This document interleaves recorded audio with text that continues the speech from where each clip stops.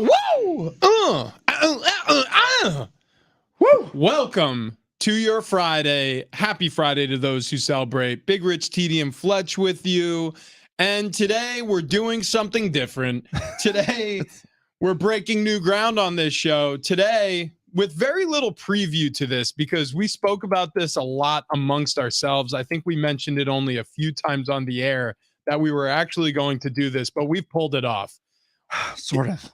It is the autumnal equinox, the start of fall, by appointing our studio like a white woman's Instagram account. Thank you, Bo Burnham. I have to restart my computer. I can't make Outlook work. Oh, don't worry about that. Yeah, all is good. All is good. But yeah, it's happy fall, y'all. Yeah, we have pumpkins. We have raffia. We have decorative driftwood. We have those things. What is this? I don't know. It's like, yeah, it looks like wheat. Yeah. Sing it, Here we go. Rich.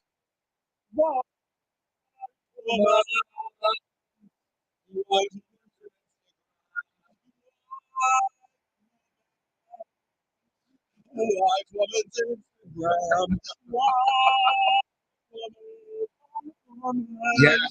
Because all of the stuff in here came from the white woman's house. Yeah.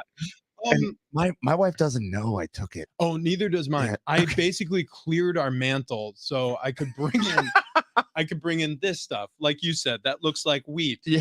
And I don't know why we have crystal, but we do. We do. It's like a geode. Yeah, it's some sort of cut. It's made in Brazil.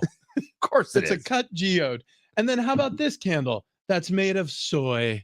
That's good for your tummy. Yeah. Good. It's good. got bergamot, iris, and frosted lavender.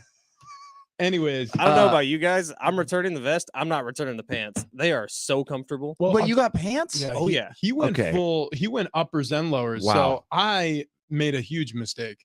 Back in 2009 or 2010, Tom Brady brought a truckload of Uggs to the Oh, wow. Patriots locker room.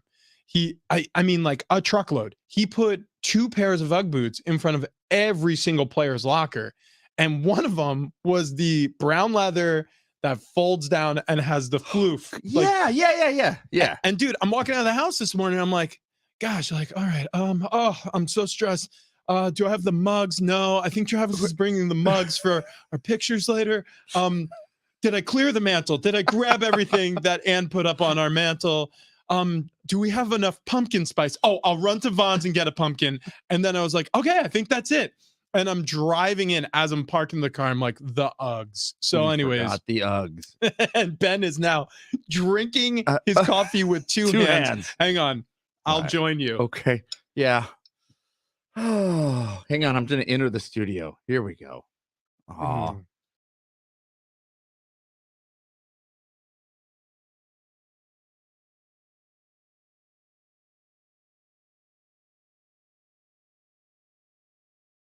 the first day of fall. And as well as a Bar Card Friday. It's a Bar Car Friday brought to you by Keg and Bottle, 10 locations around San Diego. We're also going to be joined in studio by Michael Rapaport. You've seen him all over Twitter and Instagram. He has an awesome podcast. He's an awesome stand-up, awesome actor. I mean, he's been in some of the best movies I've seen. What's the one where it's him at the all-boys school? You remember that? I forget the name of the movie. I just saw it recently. Dude's a good actor. But anyways, he's coming in studio with us. And gonna be fun laughing along with him. Not It's the one with way back in the 90s. way back in the 90s. A young Brandon Fraser was in Was it Michelle Pfeiffer? Yes. Gosh, what gotta is look it this called? up. It's oh my goodness, Michael. higher learning or something Yeah, like oh, that. Higher education. Something like that. Okay. Something like that. We're looking it up Wow. right now. We Wow. can, that Way to the Netflix show Atypical. Have you guys seen that? love He that show freaking so kills much. it. Oh man, He is really good in that show. I absolutely love Atypical. It's Not- tough I to mean, watch sometimes. You mean because it gets emotional? Yeah, dude, it's Yeah, it heavy. pulls I on would the imagine heartstrings. if Travis cried 3 times during Guardians of the Galaxy 3, then you cried 50 times during Atypical. Yeah, Guardians of the Galaxy 3, I don't know if I stopped crying. Like I literally from the opening scene of little Rocket Raccoon's eyes, I started tearing up. I stayed teary-eyed until the end. But Atypical, yeah, man, it pulls on the heartstrings for sure. I love it. I think it's a beautiful show. Do you guys feel cozy? Yeah, a little bit. I feel very sweaty. So this is a hat I'm not used to. I have a woman's scarf on. Yeah, there's a lot happening here. You know what? So I went to Goodwill, a couple different Goodwills, looking for clothing for today. You missed out on the sweater. You should have wore that sweater. Okay, so I looked it up. It was definitely a woman's sweater. I looked up the tag. Isn't that kind of the point? Well, I felt wildly uncomfortable in it. Nope. I mean, not because it was a woman's sweater, just because of the sweater itself. I mean, it went up to my ears. The turtleneck was the reason why it was great.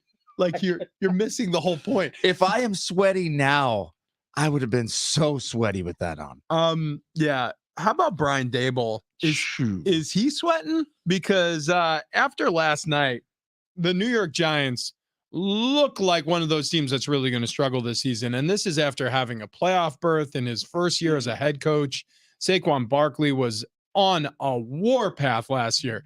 Now, don't get me wrong, from a front office standpoint, heading into the season, it appears, at least in theory, that they did the right thing with Saquon Barkley, not giving him a gigantic deal because, oh, by the way, look, here we are. It's week 3 and he's not available. So it's going to get a lot quieter on the old running backs value. Where is our value front? Because he was one of the guys beating the drum after having only his second great season in the NFL since being a rookie and having that breakout year because of injury. And this is exactly what we're talking about. It has nothing to do with your talent. It has nothing to do with the touches. We all know when a running back is healthy and a running back is great, he can tilt the field in your favor. But Nick Chubb, horrific knee injury. He's done for the year. Kareem Hunt has to parachute in and save the Brown season. Saquon Barkley, bad ankle injury. We'll see how long it keeps him out. Sounds like he's going to make a return, but the Giants are going to struggle until he's back. And you could see it on his face in the Arizona Cardinals game when he hurt himself in the fourth quarter and we went to the sideline and the camera, of course, followed him. And the first thing he did was slam his helmet down in the look of just pure frustration in his face. Now, 50% of it, maybe 75% of that, I'm sure, is I'm pissed. I'm not going to be able to go back in this game and help my team win. But there was some sort of percentage there that's like, damn it, the Giants were right. If this is a season ender, I've just tanked my own value. Yeah, I mean, on the plus side for the Giants, they had their best first half of the season. I thought they played their best game of the season, and I don't think it's necessarily close. That defense showed something last night. They were able to put pressure on Brock Purdy the entire night. Now he overcame it because he does that. But the Giants were living in the backfield for most of the night. Like, it was a lot. Yeah, actually, that was the time that Brock Purdy looked best, is when they put pressure on him. Otherwise, I mean, the game plan for the Niners was a little screen pass, let the other guys do the work, unless they get right in his face. And then he finally made some. I mean, look, he was making some great throws in the second half. I think the first half, Brock Purdy, if it wasn't a screen pass, it was not quite on, but the dude's solid. I mean, I feel like as we're still talking about that of, here's Brock Purdy, I guess we're just amazed that here's a guy who was picked last in the draft. Still hasn't lost. In the regular season. He played like 3 snaps in the postseason in that one NFC Championship game. Well, I mean, he obviously played before that, but the reality is, look, Brock Purdy makes all the throws you need him to make for the most part. Brock Purdy is paired with a great offensive mind in Kyle Shanahan, who, outside of some postseason gaffes, and there have been enough now to call it a problem. It happened with 3 different quarterbacks now. It's happened with Matt Ryan. It's happened with Jimmy Garoppolo, and it's happened with Brock Purdy. And I do blame him in some part for that offense in that game. People will be like, well, Brock Purdy just got hurt. Otherwise, yeah, but Kyle Shannon's the one who schemed up having Hassan Reddick blocked by their third string tight end on a play action play where Brock Purdy should have never been hit. Should have never been hit. Yeah. But it's just a bad play call in that situation against one of the league's best pass rushers who coming into that game had something like 16 sacks. You got to be better than that as a play caller. Here's the deal. Brock Purdy is a really talented quarterback, but Kyle Shanahan understood what he needed to do to neutralize what the Giants were doing. They were getting the rush home. So what does he do? Like you said, Travis, he starts dinking and dunking, little screen passes here and there, get the ball to McCaffrey, let him take over the first half, and then it opens things up for Debo downfield, who had a monster game last night. 129 yards, a touchdown. That touchdown pass, by the way, was, I think, what you really want to see out of a quarterback, which is it was a 30-yard pass, and he nailed it right on the back shoulder, which, Rich, you and I were talking about it before the show. That made it the easiest catch for Debo, and if it wasn't going to be a catch, it was going to be pass interference. My whole thing on it, I actually tweeted about it last night because the NFL puts up all those clips, and so I took the clip and put it on my Twitter and said, this is the only spot that ball should go. When you have a defender that close, it was good coverage. You throw it over the top, the defender has an ability to play the ball in air. But if you back shoulder it, which means that Debo has to stop his route, cut off, turn back to the football and catch it, and it was out toward the sideline. It gives the defender no room except to fight through him to get to the ball, which obviously causes PI. So it's the best case situation. You either have a reception down at the goal line or you have a pass interference or potentially a touchdown, and Brock Purdy's turning into that player. The Tom Brady comparisons are starting to become more and more apt. Nick Bosa finally got his first sack. It was a big one, too. God, can you imagine? And I would never be in this situation ever, but being a quarterback and Nick Bosa is coming at you in plain view because Daniel Jones is a right-handed quarterback. He was coming off that side of the defensive line. Could you imagine the last 3 seconds before you see him hit you, or the last half second before you see him hit you? Because he comes in with force. Yeah, he's a big dude, man. Yeah, you're right. I mean, you're getting hit by a train at that point. But the Niners look great. The Niners look like they are going to be very, very difficult to stop because they just keep rolling and rolling. But Fletch, as a Niner fan, Christian McCaffrey's had a few injuries in his time spent playing. Does it worry you at all the amount of work that they give him? I would say yes, but he seems to be thriving right now. And the offense flows through him, and he's a really special running back when you look at his vision and his patience behind the line of scrimmage, and then the way he's able to exploit defenses. But they did start mixing in Elijah Mitchell a little more last night, and I think Kyle forgets that Elijah Mitchell has juice, and he's a good running back, and he has some burst.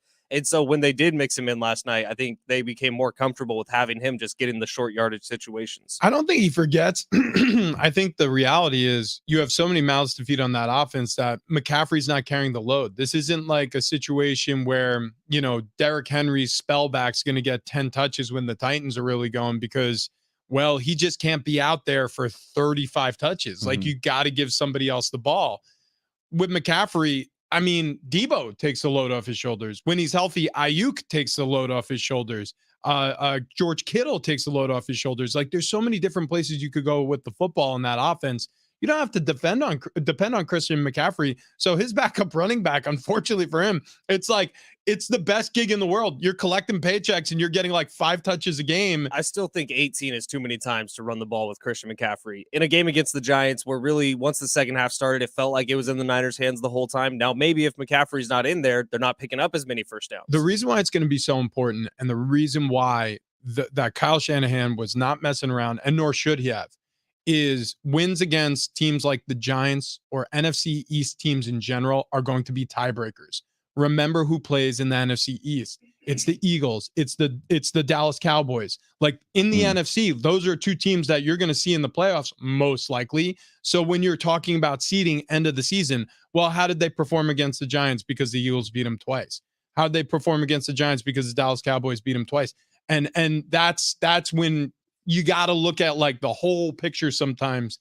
I get it. I mean, yeah, it feels like, oh, you don't want to overuse your superstars, but every single one of these games matters so much. That's the reason why the NFL is so great to watch, because even in a blowout, you understand how critical these moments are. Yeah, it's true, Rich. Very true. I mean, and it looks like, at least at the moment, I think we'll have a little bit better view, better perspective this week as week 3 rolls through, and you can start to see some of the teams that maybe struggled right out of the gate. They looked a little better week 2. They start to get things a little more tuned in by week 3, but we'll get to see are the Niners the best team in the NFL right now? Travis, you're Mr. Fix It, right? I look at you like I looked at my dad. Like anything that broke in the house, I would always be like, Dad, can you? And then all of a sudden it would be like, a little alarm clock is back fixed and working. I wish I had that yesterday.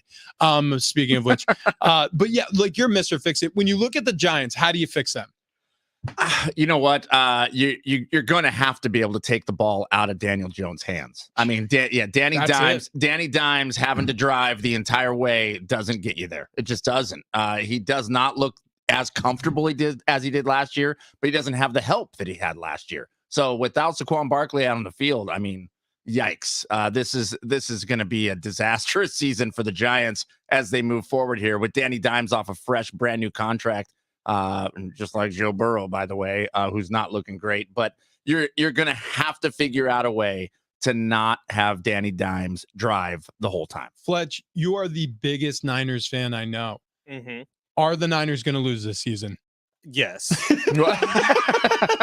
Yes, they're going to lose. I have a feeling it's going to be week 5 to the Dallas Cowboys. Oof. Just like I do think that game isn't going to go the Niners' way, but I also think the Niners will beat them in the postseason. Like it's just if everyone can stay healthy and they get Brandon Ayuk back, because you saw that in the first half last night. Without Brandon Ayuk, Brock did look a little lost at times. Now he made that connection with Debo in the second half. The rest is history. Kittle had a big night receiving.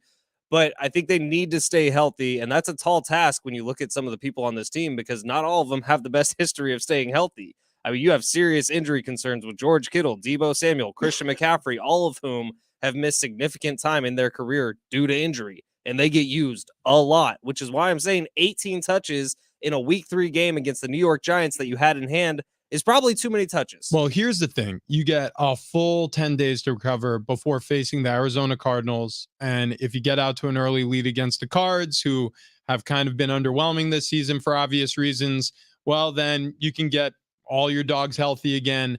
And then you go to the Dallas Cowboys.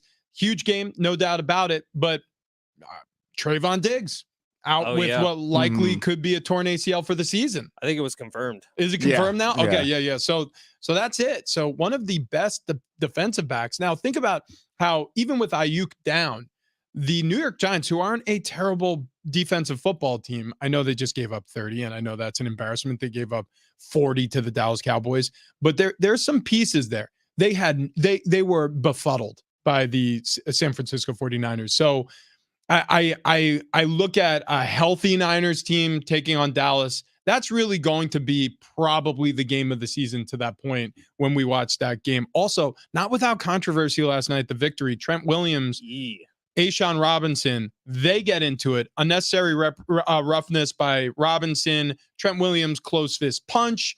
All of a sudden, everybody on Twitter is like, why isn't he ejected? Mm-hmm. And now the NFL has to step in. They said we didn't have clear and definitive evidence during the game. And I had it on Twitter immediately afterwards. You ready for me not to be a Niners honk? Trent Williams deserved to be ejected, and he needs to knock that crap off. He does it twice a season, man, and he's done it in the postseason before. And I don't understand how you get to that point. Now, the Giants were chippy, and they were pushing after every single play. You could tell they were frustrated, but you cannot let that happen, especially when you're in the driver's seat. Because, okay, if the ejection is now not called in that game, right? What are the chances the NFL comes in and does a postmortem ejection? They won't. I think the rules stipulate that it has to be caught in game by the officiating crew. He's going to get a hefty fine, though. He needs to knock that crap off, dude. I'm telling you, 2-3 times a year he does it. Yeah, I mean, as a fan, I mean, it's a little irritating. I don't know if I really care that much if they're out there. I mean, you punching somebody in the head with a helmet. I mean, I guess it would still hurt, but on a rule standpoint, if you don't lay the ground rules out, I mean, then it just keeps happening. So it has to be zero tolerance. His quarterback. Because if the left tackle, the best left tackle in football, by the way, isn't on the field, like what are you relying on now to protect Brock Purdy's blind side? Well, you're talking about it from like a Niners fan standpoint, and frankly, from inside the huddle standpoint, Fletch, and I completely get it. You're absolutely right. You're talking about it from, like somebody who's just cracking open a beer and sitting down watching Thursday Night Football. I'll tell you who really cares. Anybody who took the Giants plus 10.5. Oh, yeah. Because if all of a sudden at the end of the first half, Trent Williams is ejected and he's not going to be back there, and that pass rush was getting home. Yeah, I get it. Little screen passes to McCaffrey were working. he better get those balls out quick. Yeah. Without Trent Williams. So that's where this gets real dicey. That's the reason why the NFL is responding immediately to this. Like, hey, we hear the concerns. We're just letting you know that we're doing our best. We're very, very sorry. Rich, I just meant as far as I don't care. I like that there's some fight on the field. Yeah. I like that people are a little bit angry out there. I mean, it's kind of the game. I mean, they're gladiators out on the field. But I get the rules. Like, no, we're not going to throw fists out there. It's just not going to happen. If you do, you get ejected. Unless you're Trent Williams last night. Well, apparently so. Apparently so. All right, huge show. We got a go text ahead. from the 913 that says, last night proved a quarterback earning $780,000 a year is better than a quarterback earning $46 million a year. Dude, Brock Purdy is like the 78th highest paid quarterback in the league right now. Yeah. It's something insane like that. I saw the stat last night. There was a meme online of that F-35 jet that went missing for 24 hours out in New York. It was a picture of that and a picture of Aaron Rodgers, and it was like, New York has lost $200 million in the past 2 weeks. Oh no! Due to Jets. Due to the Jets. All right. The laughs are going to continue because one of our favorites, truly one of our favorite guests, is going to be joining us coming up next. You hear him every single morning on Fox Sports Radio's Two Pros and a Cup of Joes alongside LeVar Arrington, Brady Quinn, former pros. It's Jonas Knox, and he joins us next right here on Big Rich, TD, and Fletch.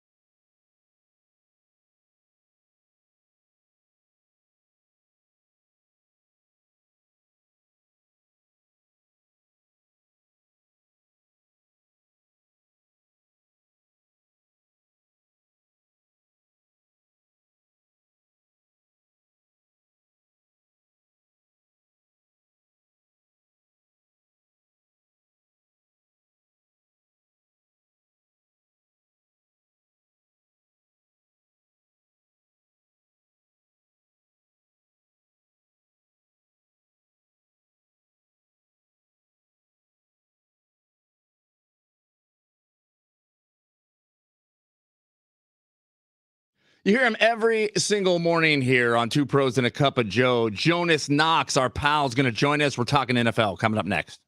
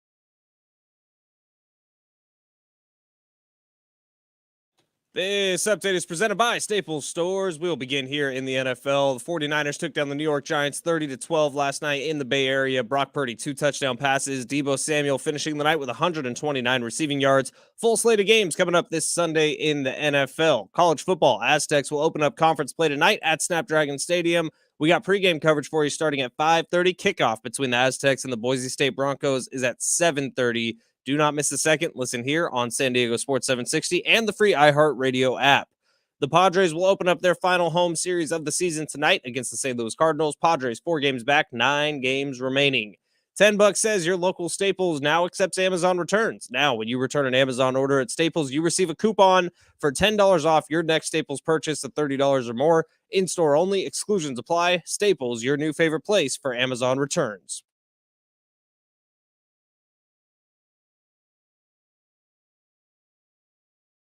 It's Big Richie and Fletch. It's San Diego Sports 760. And San Diego Sports 760 presents our 2023 iHeartRadio Music Festival live tonight and tomorrow night from T-Mobile Arena in Las Vegas. The biggest names in music all on one stage. Experience the show anywhere, streaming live only on Hulu. And you can listen on iHeartRadio starting at 7 p.m. Sponsored by HES Solar. Yeah. Laughing as we came on here because we're like, oh, we need a lighter to light these candles. Oh, what? Oh, we have one in our office. Yeah. In our camp stove. And also when we light our flamethrowers. Yeah. So we're going to get that going here. It's perfect. If you missed it, we are doing the basic fall bitch Friday here. It's a Friday. It's a bar cart Friday brought to you by Keg and Bottle. 10 locations around San Diego. Tony Kanja is going to be coming in very shortly with espresso martinis to help us celebrate the autumnal equinox. That sounds nice. But we have decorations all over the studio. And if you're excited to see it, trust me, we're going to be posting it to Instagram and TikTok all weekend long. We're going to have a lot of content. And I'm not even sure if it's good content, but it's going to be content. We have several guests today in studio. I feel like they're going to be concerned. Oh yeah, maybe. Okay, it's fine. It's going to be great. Yeah, It's good. going to be really great. Okay, this is going to be really great. One of our favorite guests, truly a talented broadcaster, and you hear him all over the dial. Nobody works harder than this guy. You hear him first thing in the morning when you wake up. Jonas Knox joining the show, host of Two Pros and a Cup of Joe on Fox Sports Radio, also a host of the Jonas Knox Show over the weekend. I believe that's what it's called. Jonas, how you doing this morning, buddy? I'm good. How are you guys doing? How's everybody's Friday? Everybody's Friday's going really well. Better because we got confirmation on something that we've been tracking all week long. Now, no, I'm not talking about the injury updates for Saquon Barkley because Ben Fletcher is a Niners fan. I'm not talking about, the start of week 3 in the NFL and all of the happenings there. What I'm really talking about is the fact that Travis Kelce and Taylor Swift are an item, or at least in theory, it looks like they're an item. Jonas, your reaction? I mean, look, if you wanted to get in somebody's song, like a surefire bet to be content on somebody's material in an upcoming album, just date Taylor Swift, because I don't know if this is all part of like an elaborate sort of artist ploy to where she just reels dudes in and then realizes, hey, if worse comes to worse, we break up, I make millions off my next album on him. So it's kind of a brilliant strategy for her, and good for Travis Kelce. I mean, it's not like he, doesn't have enough breaks in life or has enough things going for him. So why not date somebody who's a multi-billion gazillionaire, even though they just took her banner down at the crypto.com or whatever Staples Center they're talking about in downtown LA. Apparently Clipper fans were upset about that because she had a banner up and they didn't have any banners up because they've been a diaper fire organization. So they petitioned to the arena to take down the Taylor Swift banner. So that's not there anymore. So not everything's coming up roses for Taylor Swift. Apparently. Wow, I had no idea. I didn't hear this. Wow, they had to take down the Taylor Swift banner. Well, look, do you think Travis Kelce though will get a song until they break up? She seems to really rely on negativity. Like, you never hear anything about, like, the guy who bought her roses. It's always the guy who bought her flowers that died a week later. It's never good stuff. So I feel like once they break up, it's on. He will be a part of at least 3-4 songs because that's the way she operates. Yeah, go ahead. No. Trevor. I mean, as we're talking Chiefs here, I mean, are the Chiefs, look, out of the gate, they didn't look really like the Chiefs of yesteryear. I think they looked a little better week 2. What are you seeing for week 3 for them?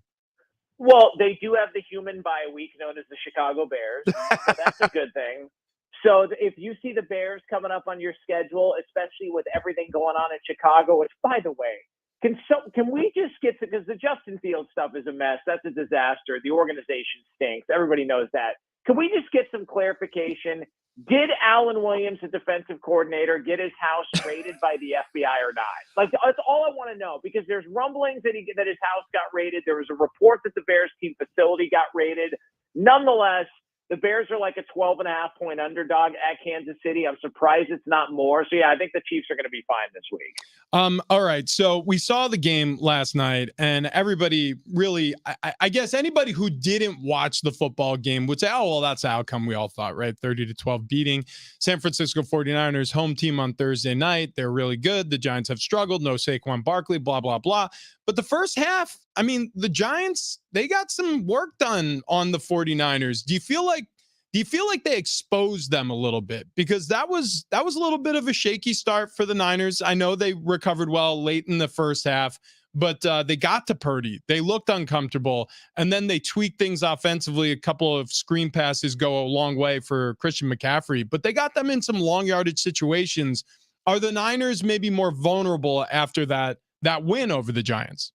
Well, and you would know, Rich, better than us, but I feel like on these short weeks, it's kind of an odd setup to where I don't know what you take from it. The fact that the Niners did rebound and have the second half that they had, it's kind of like a ho-hum 18-point win in the NFL or whatever. I believe it was, 30-12 was the final. It was a ho-hum 18-point win in the NFL on a short week, which is really impressive. But I think our expectations for the Niners are at a level to where we just assume this is NFC Championship or beyond. Like we just all assume that And I think everybody needs to resign. And we were talking about this on the show this morning, that I think at some point you just have to maybe acknowledge, yeah, maybe Brock Purdy's just pretty good. And maybe that's all you need in a Kyle Shanahan offense, because it seems like it works with a lot of guys. And there's a reason why they spoke so glowingly about it. Because if you go back to, Fletch probably remembers this, but if I remember Kyle Shanahan specifically saying, I can't wait to work with Brock Purdy. Like, he loved this guy. So the fact that they went this direction instead of Trey Lance, it shouldn't be that surprising. It's crazy. Like, they gave up a ton for Trey Lance, but Brock Purdy felt like a Kyle Shanahan guy. So the fact that, yeah, they got a little uncomfortable early on last night, but rebound and then put it on the Giants in the second half, I still look at San Francisco and go, that's one of the top teams in the NFL, period.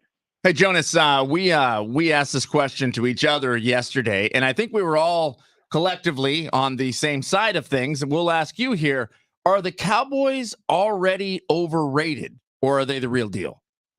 Oh, man, that Trayvon Diggs injury sucks.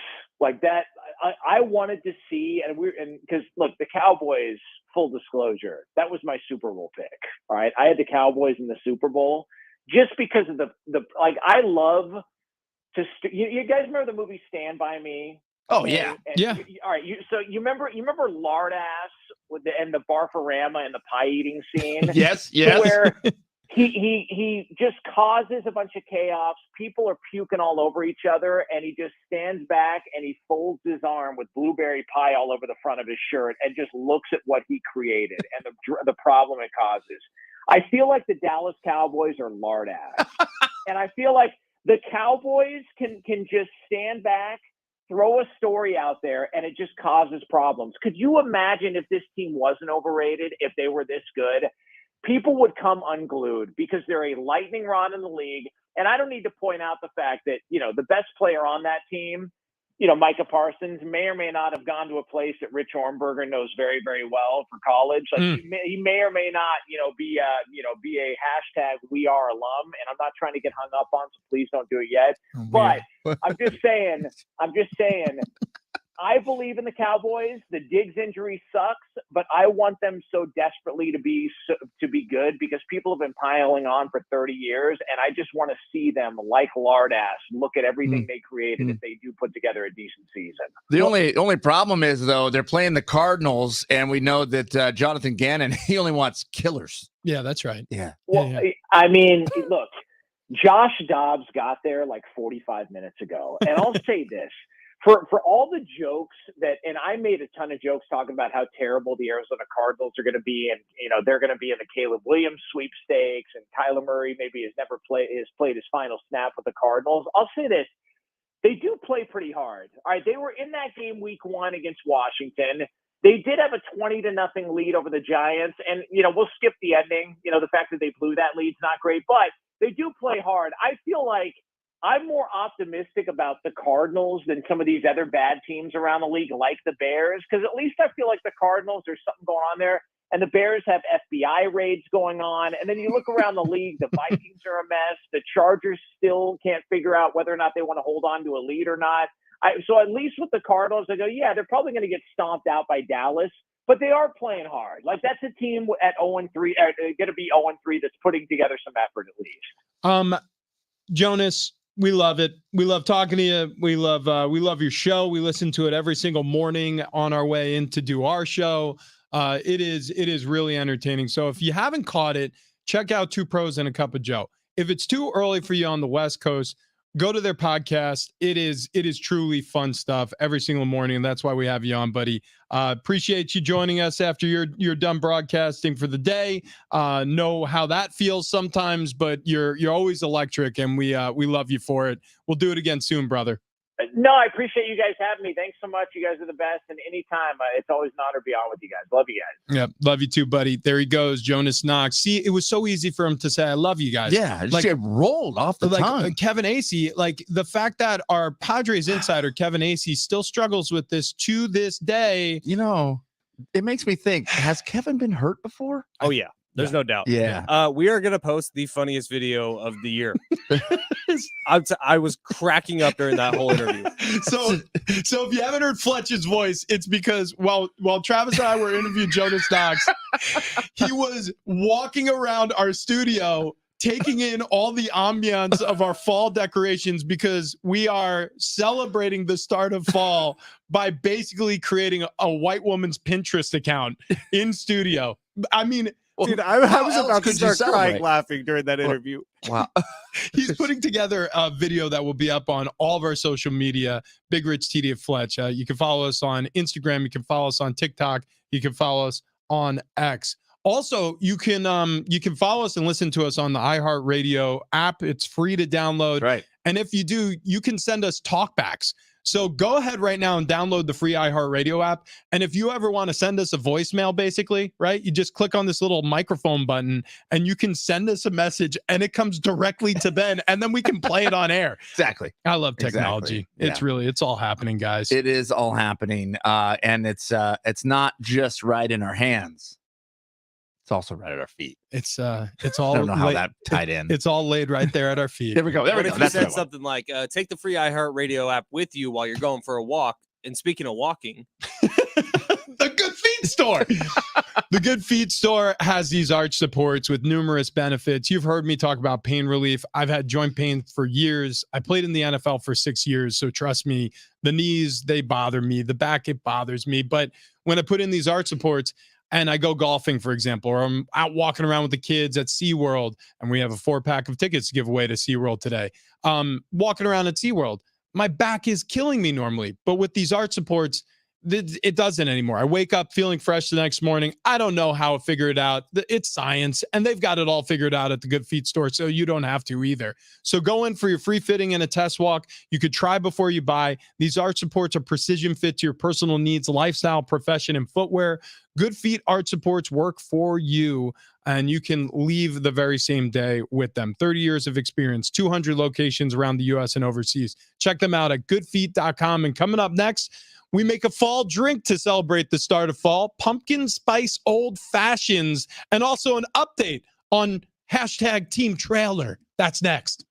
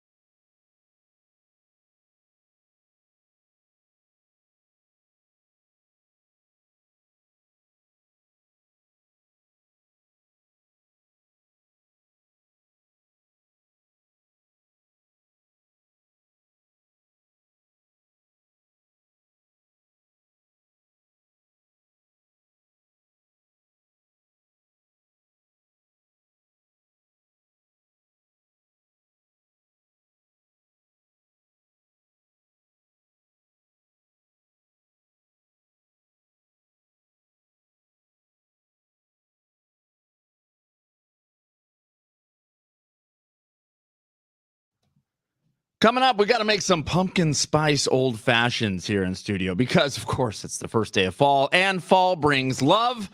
So we're going to talk Travis Kelce. Trailer coming up next.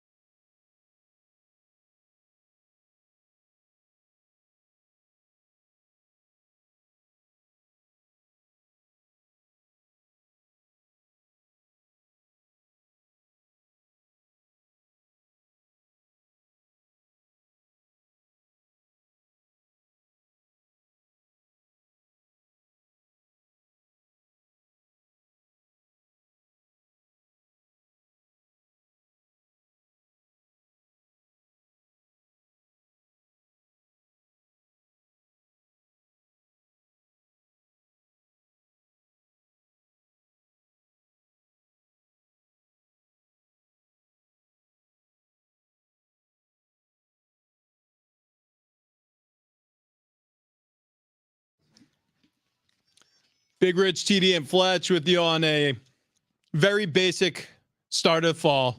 And why do I say it's basic? Well, what we've done is we've turned our studio into into an Instagram account from, I don't know, maybe a 25 to 35-year-old white girl.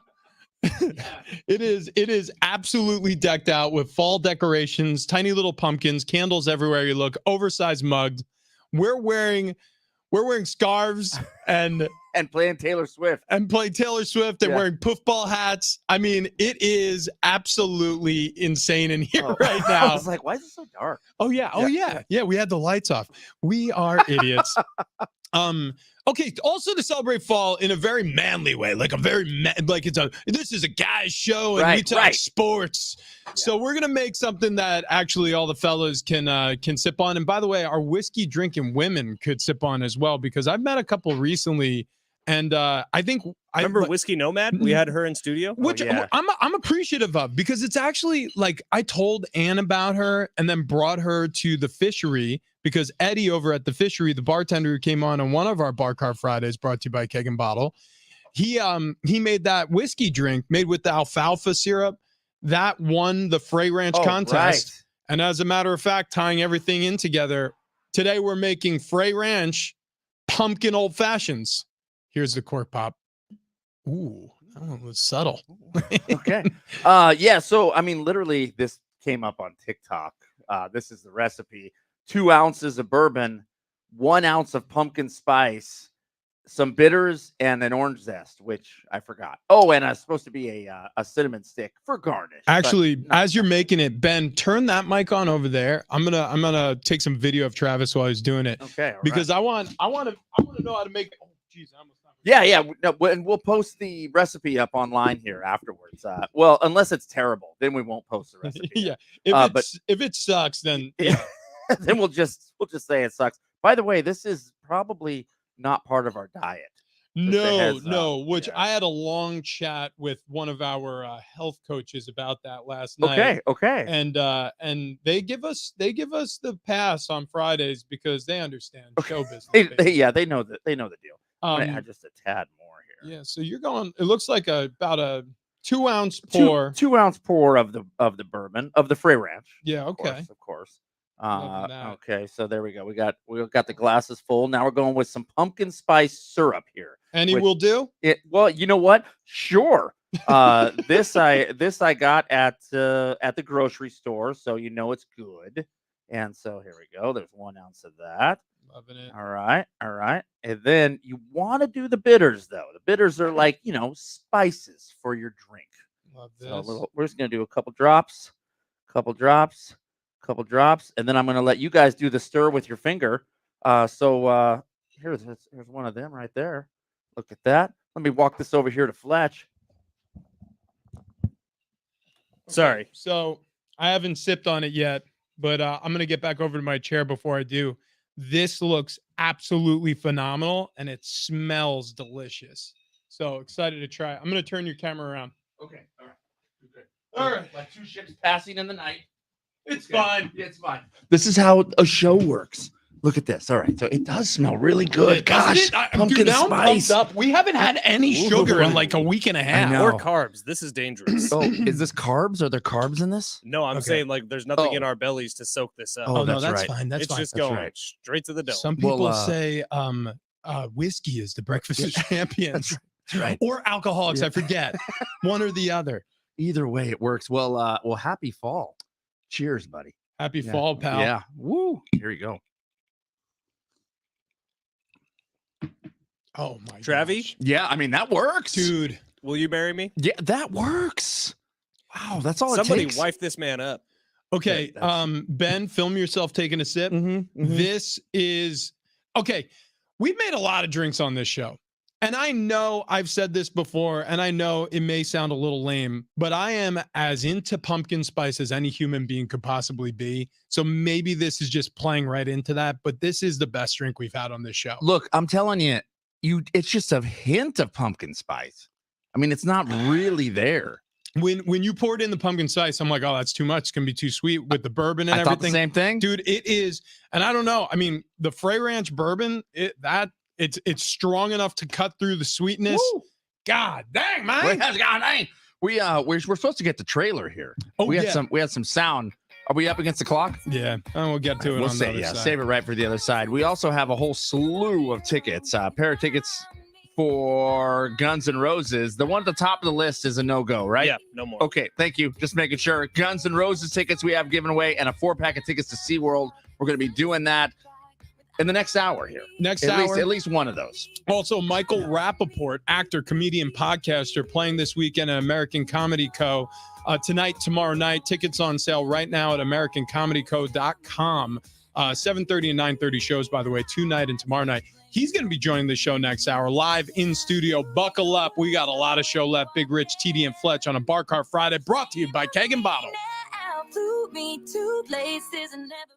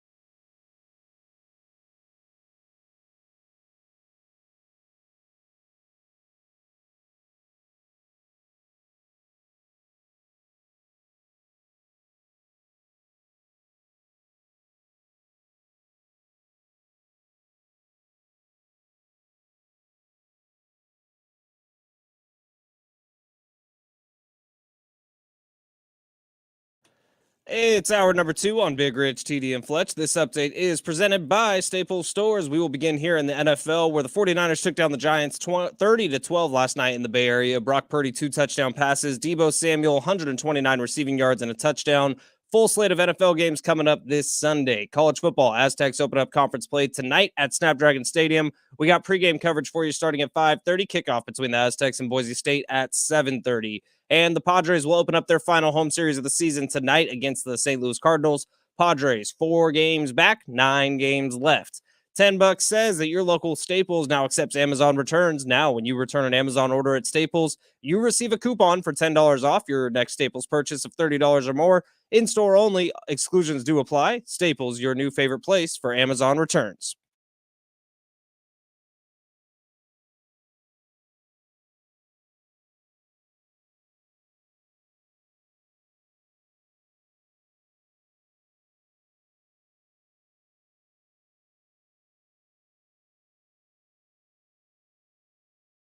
Yeah! Woo! Happy Friday to those who celebrate, and it is a Bar Cart Friday right here on Big Rich, TD, and Fletch. The three of us are here with you all the way through until 9 a.m. This is huge. This is the biggest. This is the best that we've done in a long time. This whole studio, I mean, it looks like a Pinterest account. It looks like a 28-year-old woman came in and decorated our place. Like Instead, it was a 54-year-old or 44-year-old man. Yeah, that's right. Travis added the most decorations. I added a few things from the mantelpiece, but Travis came in here with a bin. And when I say filled, I mean overflowing with fall decorations. Mini pumpkins. Some are canvas. Some are painted. Some are fabric embroidered. I mean, all of those, right? He's got the gourds. He's got the little wire rack pumpkins that you could stick festive treats inside of. This is as good as this studio has looked in a very long time. And we're celebrating the start of fall the right way. We just cheers some pumpkin spice old fashions. We're going to have Tony Kanja coming in, and we're going to enjoy some espresso martinis later on in the show. Dude, this feels like a Bar Car Friday from... You know, it's just welcome to fall. Yeah. And we want to share that with all of you. This is what it feels like, right? You know, you get a couple of drinks in your hand, you get a little loose. The weekend is here. Let's enjoy ourselves. Oh, look my who God. it is. Speaking of which, holy smokes. Yeah, no, we're live on air. If you want to jump on with us, dude, right over here. Yeah. Michael Rapaport, actor, comedian, podcaster, joining us live in studio right now. He's a Starbucks guy. I always had him. I always figured you were a Dunkin' guy. I really did. I always thought I had you pegged that way. You know, I honestly think they're one and the same. And I honestly think that if you're a Starbucks or Dunkin' guy, you're addicted to something that's probably not that good for you. That being said, I lean towards Starbucks because I live full time in New York City, and they are everywhere, every corner, So I grew up Rite Aid, CVS, Rite Aid or CVS, and Starbucks. If you can't find one, you're in a wrong place. Rite Aid, CVS, Starbucks, and 7-Eleven. I grew up in Long Island. So, I mean, like, they're just everywhere. They're every corner. It's incredible. It's incredible. But sometimes there's no Starbucks or Dunkin' in the terminals at the airports early in the morning, and that's very, very frustrating. Yeah, but I'm glad to be here. I'm hopped up on coffee. I am excited to be performing, and I appreciate you guys having me on. Dude, absolutely. So for us, this is a joy because we're all fan of your roles in many movies. We were just talking about Higher Learning. Oh, I just saw that movie again recently. Good movie. Dude, good movie. Yeah. You did a great job in it. I mean, yeah. I mean, it's when you're on a set, especially maybe earlier in your career, when you're paired with actors of prominence, of note, and like you're walking around, your call time, whatever it is, right? You're on set with these people.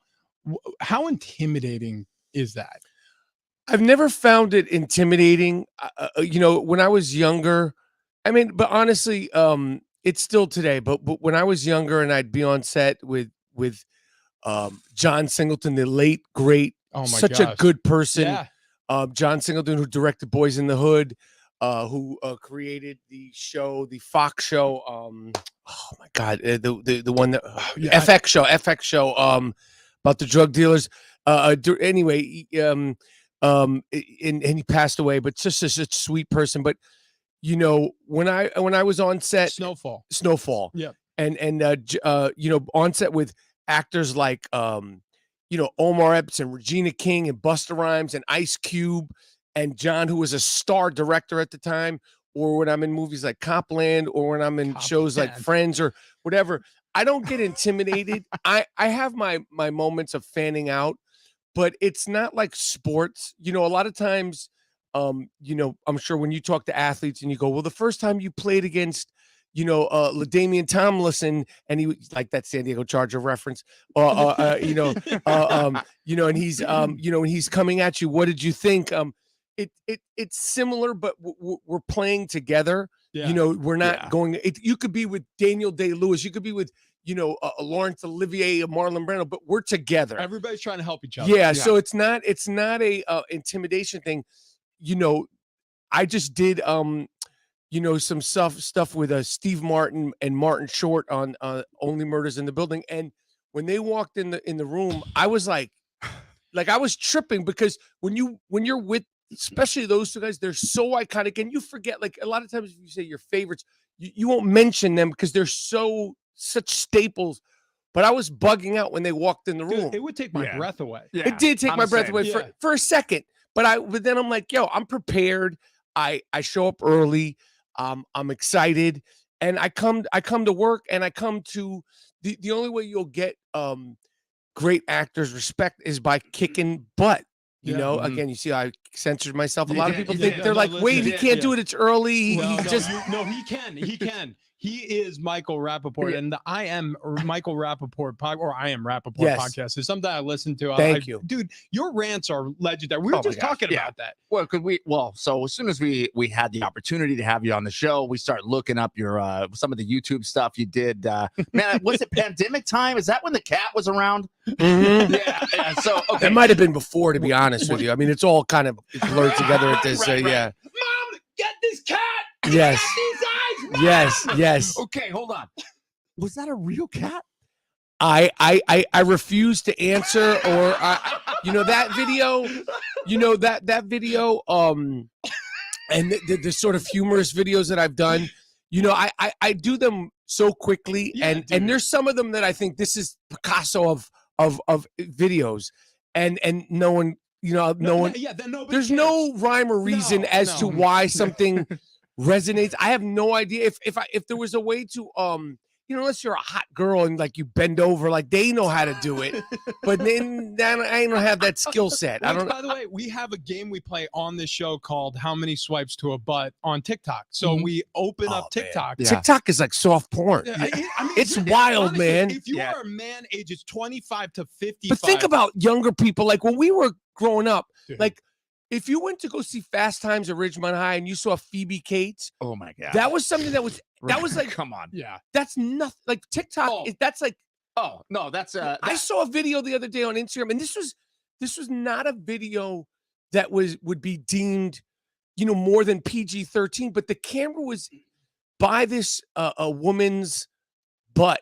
Yeah. And it was slow motion, and just where the camera was in the light, I was like, yo, this is crazy. Yeah. This is insane. I'm 53 years old. I'm barely functioning. You know what I mean? I mean, honestly, and the worst part about it is, so you're bored in a doctor's office, you're waiting for next in line at the dentist. Yeah. And you open up TikTok for a second, and you've got some lady who is just asking you about your kids, if you have any kids, and you're like, she's a nice lady, but conversation sort of fizzles out, and you still got a little bit of weight. You open TikTok, the first thing you see is some lady doing back squats facing away from the camera, and you can tell what she had for breakfast based on, because she's winking at you, and not insane. She's not facing the camera, but she's winking at you. You're like, what is going on? Yeah, right it's now? crazy. It's crazy. Yeah. Or you're waiting in line at the doctor's office, and my phone opens, and you like a video of myself, F this, F that, pops up, and they're like, wait, that's not fun for me. That happened on a plane yesterday. So, oh my gosh, yeah, Michael Rapaport. I was going to ask, are you a Jets guy, Giants guy? I'm a Giants fan. I'm not one of these New Yorkers who is separate. There's some New Yorkers that like they hate the Jets, they hate the Yankees. The Yankees and the Mets is a little bit different. It's a different situation. I am not a Jets hater. I like to see the New York teams do well. I'm not a baseball person, although I wear a Yankee hat. But I'm a Giants fan. But I'll be totally honest. You know, whatever's going on with my fantasy football team supersedes everything. It's insane what's happened to me with sports. Yeah. When I realized and caught myself rooting for Tom Brady while he was still on the Patriots, I knew it was bad. And I was doing it and confused inside, like the inner turmoil and shame I felt from rooting for Tom Brady. And essentially, I'm not just rooting. Like you could say, I'm just rooting for Tom Brady to do well, but essentially, I need the whole offense to do well. So I'm rooting for the Patriots. Yeah, I'm turning the camera to face you. We also stream on the show. Oh, cool. Oh, you got that on him? Okay, cool. That's a camera, dude. This like this lipstick camera. I don't know. That's crazy, isn't it? It's wild. It's 4K. Yeah, apparently. That's a real camera. That's a real camera right there. Oh, I need to get one of those. Hang on, I'll show you the stream. Yeah. It's right here. We got it up right there. So that's your shot. My shot is from that camera. Isn't that wild? I need to get one. Welcome to the future, man. Dude, It's crazy, right? Speaking of Tom Brady, Rich here played for the Patriots. Tom Brady's hands in a lot of places. Yeah, that's tucked right, nestled real close to everything I love, just right under there. A lot. Yeah. It was look, it's a time in my life that I'm trying to block out a lot of repression. No, but I did. I played for I was drafted by the Patriots in 2009. My dad was a lifelong Jets fan. And so what you just described, rooting for Tom Brady, was your father must have been conflicted. Dude, I mean, he was beside himself. There were times where he was sitting in the stands in Foxborough, and he's obviously rooting for me and my career and all that, but like found himself against the Jets, like, oh gosh, they're down, but there's time. They can come back. They'll win this game. And he's like, what am I doing? Like I can't be rooting for the Patriots right now, but I am. It was weird. Like I would talk to him after Jets games and he'd be like, hey, so, good game. You're out there. I mean, that was good. Anyways, I'll catch up with you next week. Right. He's like, you did good. And I'm glad you did good. But I'm sure you've answered this. You know what my next question is. Did you have any idea that Tom Brady, obviously 2009, he was already cooking. How many Super Bowls in already? So he was 3 in when I got there. He had won 3. What was that like? You talk about intimidated. I mean, I know you're not intimidated, but one of the great things about Hard Knocks this year with the Jets, and he handled it so well. And I think, I don't know what's happened with him, but Brett Favre seemed like, I call him the Big Lebowski of football. Like the grace and the chillness that he had with the team. Rogers. Yeah. Yeah, what did I say? Oh, you said Favre. At first. Did I say Favre? Yeah. But very similar career path. Right, yeah. Like, think about it. Yeah, I mean, like, Favre ended up with the What Jets. did I say? Favre. God, it's early. Rogers, dude. Rogers, like, he handled, like, in Hard Knocks, he seemed to, like, be, because for years, he is an interview, and you're like, this guy's a PRIC. I'm not going to say it because it's early. Again, showing people that I am not unhinged. It's all performance art. But he's come off like just drab and just like the last thing he want to do is talk to people. So Aaron Rodgers this year doing that, and he came off so likable. Whether you're a Jets hater or not, that was just a crappy way. But what was your with Brady, like, what's that like? So you walk into the locker room and he does something that only a couple of guys throughout my career did. He knew everybody's name. I'm talking about when the rosters expand to 95 players, like that's a lot of people. I mean, now you're talking about, this has happened every year for a decade prior to this point, and he had been the starter basically since his rookie year. I know his rookie year didn't play very much, but since his second year on, and like the dude was. He was so dialed in. He walked directly up to me, looked me dead in the eye, goes, "Hey, Rich." He was like, "I'm a Michigan guy, but I guess a Penn Stater's okay." Like it was like a personal touch. It was the first time we ever spoke. And I said some knucklehead thing like, well, I'm planning on playing a little center around here. So if you're going to have your hands on my nuts, well, then we should get on a first name basis. Rich, damn glad to meet you, Tom. And he's just like, right. Yeah, I'm just like I tried to keep it professional. Yeah. You're getting weird. And so he turns around and walks away, and I go, good job, Rich. You're really nailing it. First day of work. This is how it goes. But I'm telling you, fast friends with a guy like that, because he understands how important it is for everybody to be comfortable with him.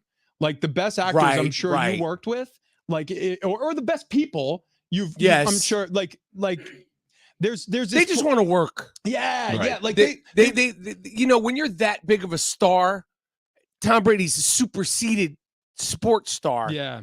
I'm like, you know, just like these actors. I mean, listen, Robert De Niro in real life is never going to be what you imagine, because he's so just a quiet person. Now he's gotten more in just the little bit that I know him, and we're not friends. I know Robert De Niro. I've worked with him. He's a New Yorker. I'm a New Yorker. He runs the Tribeca Film Festival. It's I'm always so around. Cool that you know Bobby D. Yeah, like, trust me. Every time, dude, I see Bobby D, the first thing I do is I call my wife. And I during the film festival, I'll see him like 4 or 5 times a week. Yeah. You just bumping into him. Hey, and I go, I just saw Bob. Just saw Bob. Yeah, he was nice to me. You know, she's like, yeah, he's gonna be nice to you. He knows you. You know. So I grew up in a household filled with musicians. And by the way, we're joined by Michael Rapaport today, actor, podcaster, comedian. You could see him at American Comedy Co. He's going to be playing there tonight, 7:30, 9:30. Tomorrow night, 7:30, 9:30. Tickets on love that club, by the way. Oh, it's amazing. That is a hot room. One of my favorite. It's one of the best comedy clubs because they're right there. The crowd is pumped. I love that there's a line outside.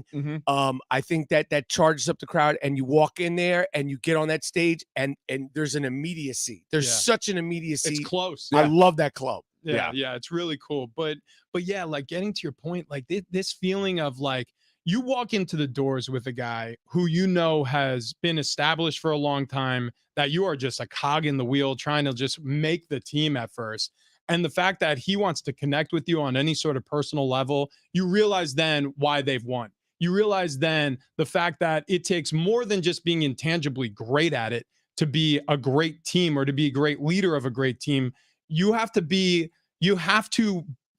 lead men. You've got to have like whatever it is that, you know, some of the great generals, Napoleon Bonaparte, you know, some of the great leaders of our time, you know, or our history, you know, Alexander the Great, whoever, like you've got to encourage people to follow you. Yeah. I'm not kidding you. There were times, just because of the pressure and the moment and like the excitement and the job and becoming the task and like wanting to get done. Like there were times where I put my life at risk on a practice field because I didn't want to disappoint him or my coaches. I understand what you're saying. Like I remember one like time, where you're putting your body where you're saving, like trying to save a play or something like that. Yeah, That's stuff like awesome. that, fighting for your teammates. Like, or I remember one time I passed out. I don't remember any of this, but I passed out during training camp, woke up in the hospital with heat stroke. Jesus. And they pumped 6 liters of IV fluid in me. Ooh.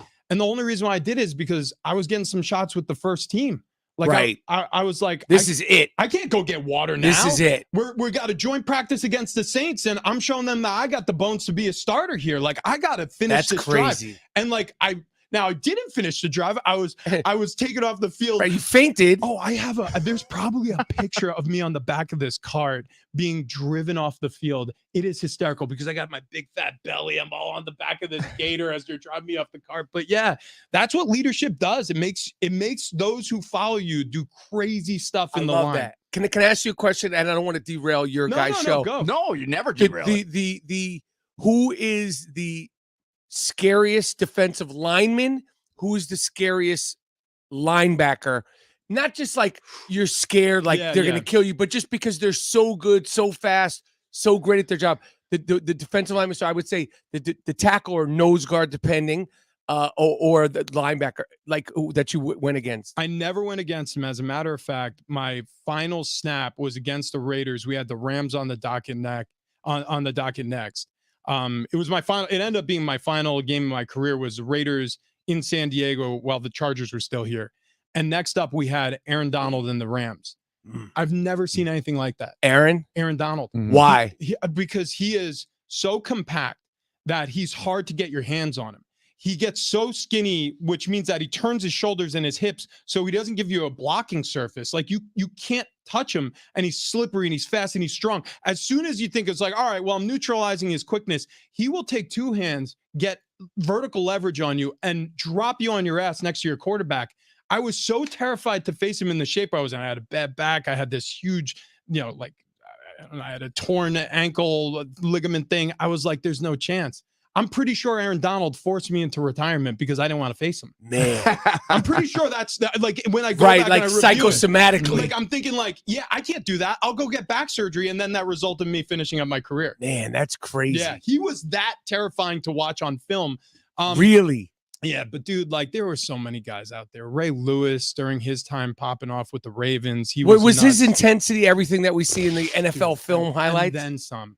Like he just creamed the dudes. Like, and I'm not even talking about just running backs and receivers. Like he would make offensive linemen feel hits for weeks afterwards. Yeah, we'll mark that tape. Yeah, he is.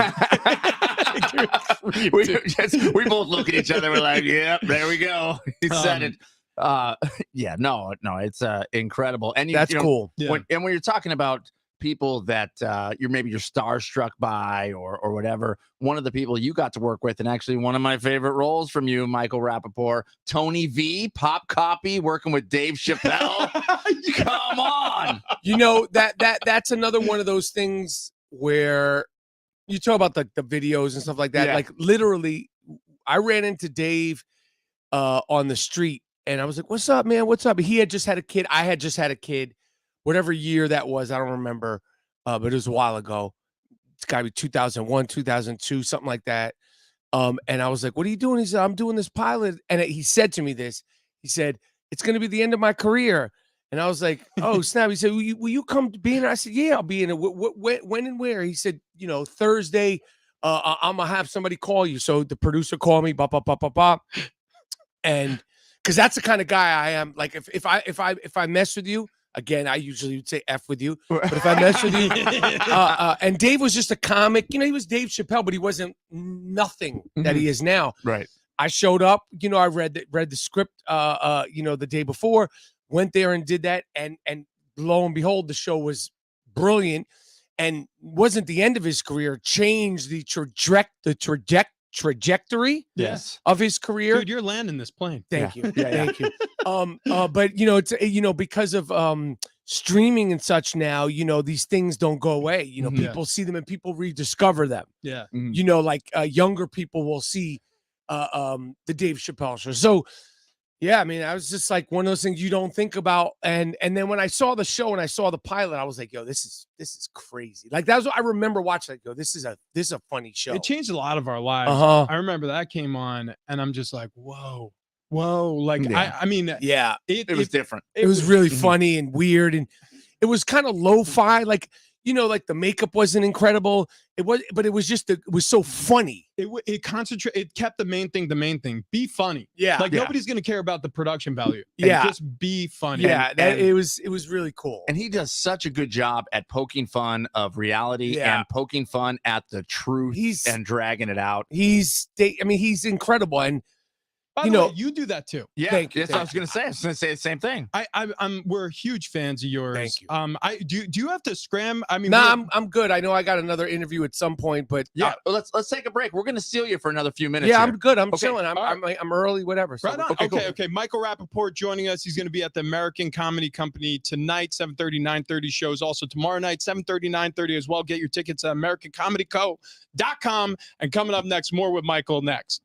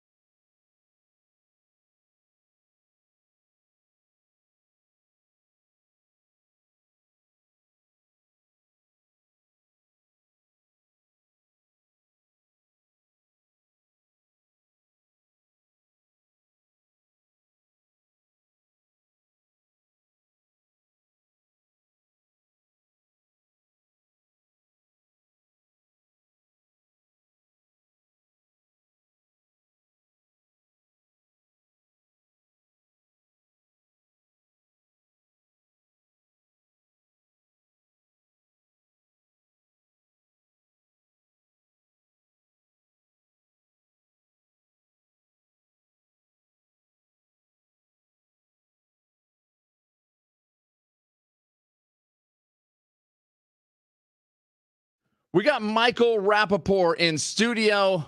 We're talking with more of him next.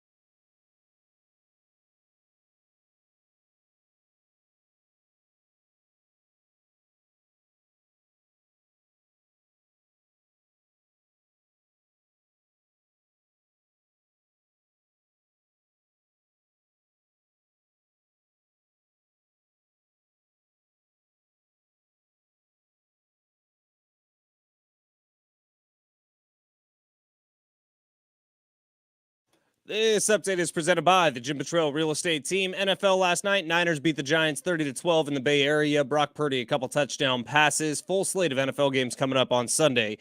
College football, Aztecs will open up conference play tonight at Snapdragon Stadium. We got pregame coverage for you at 5:30. Kickoff between the Aztecs and the Broncos coming up at 7:30. And the Padres will open up their final home series of the season tonight against the Cardinals. Padres 4 games back, 9 games left. Would you like to know what your home would sell for today? Get a simple text message with your home's value by texting your address to 855-600-6000. You'll get no phone call, just a text. Jim Betrell has the buyers. Simply text your address to 855-600-6000.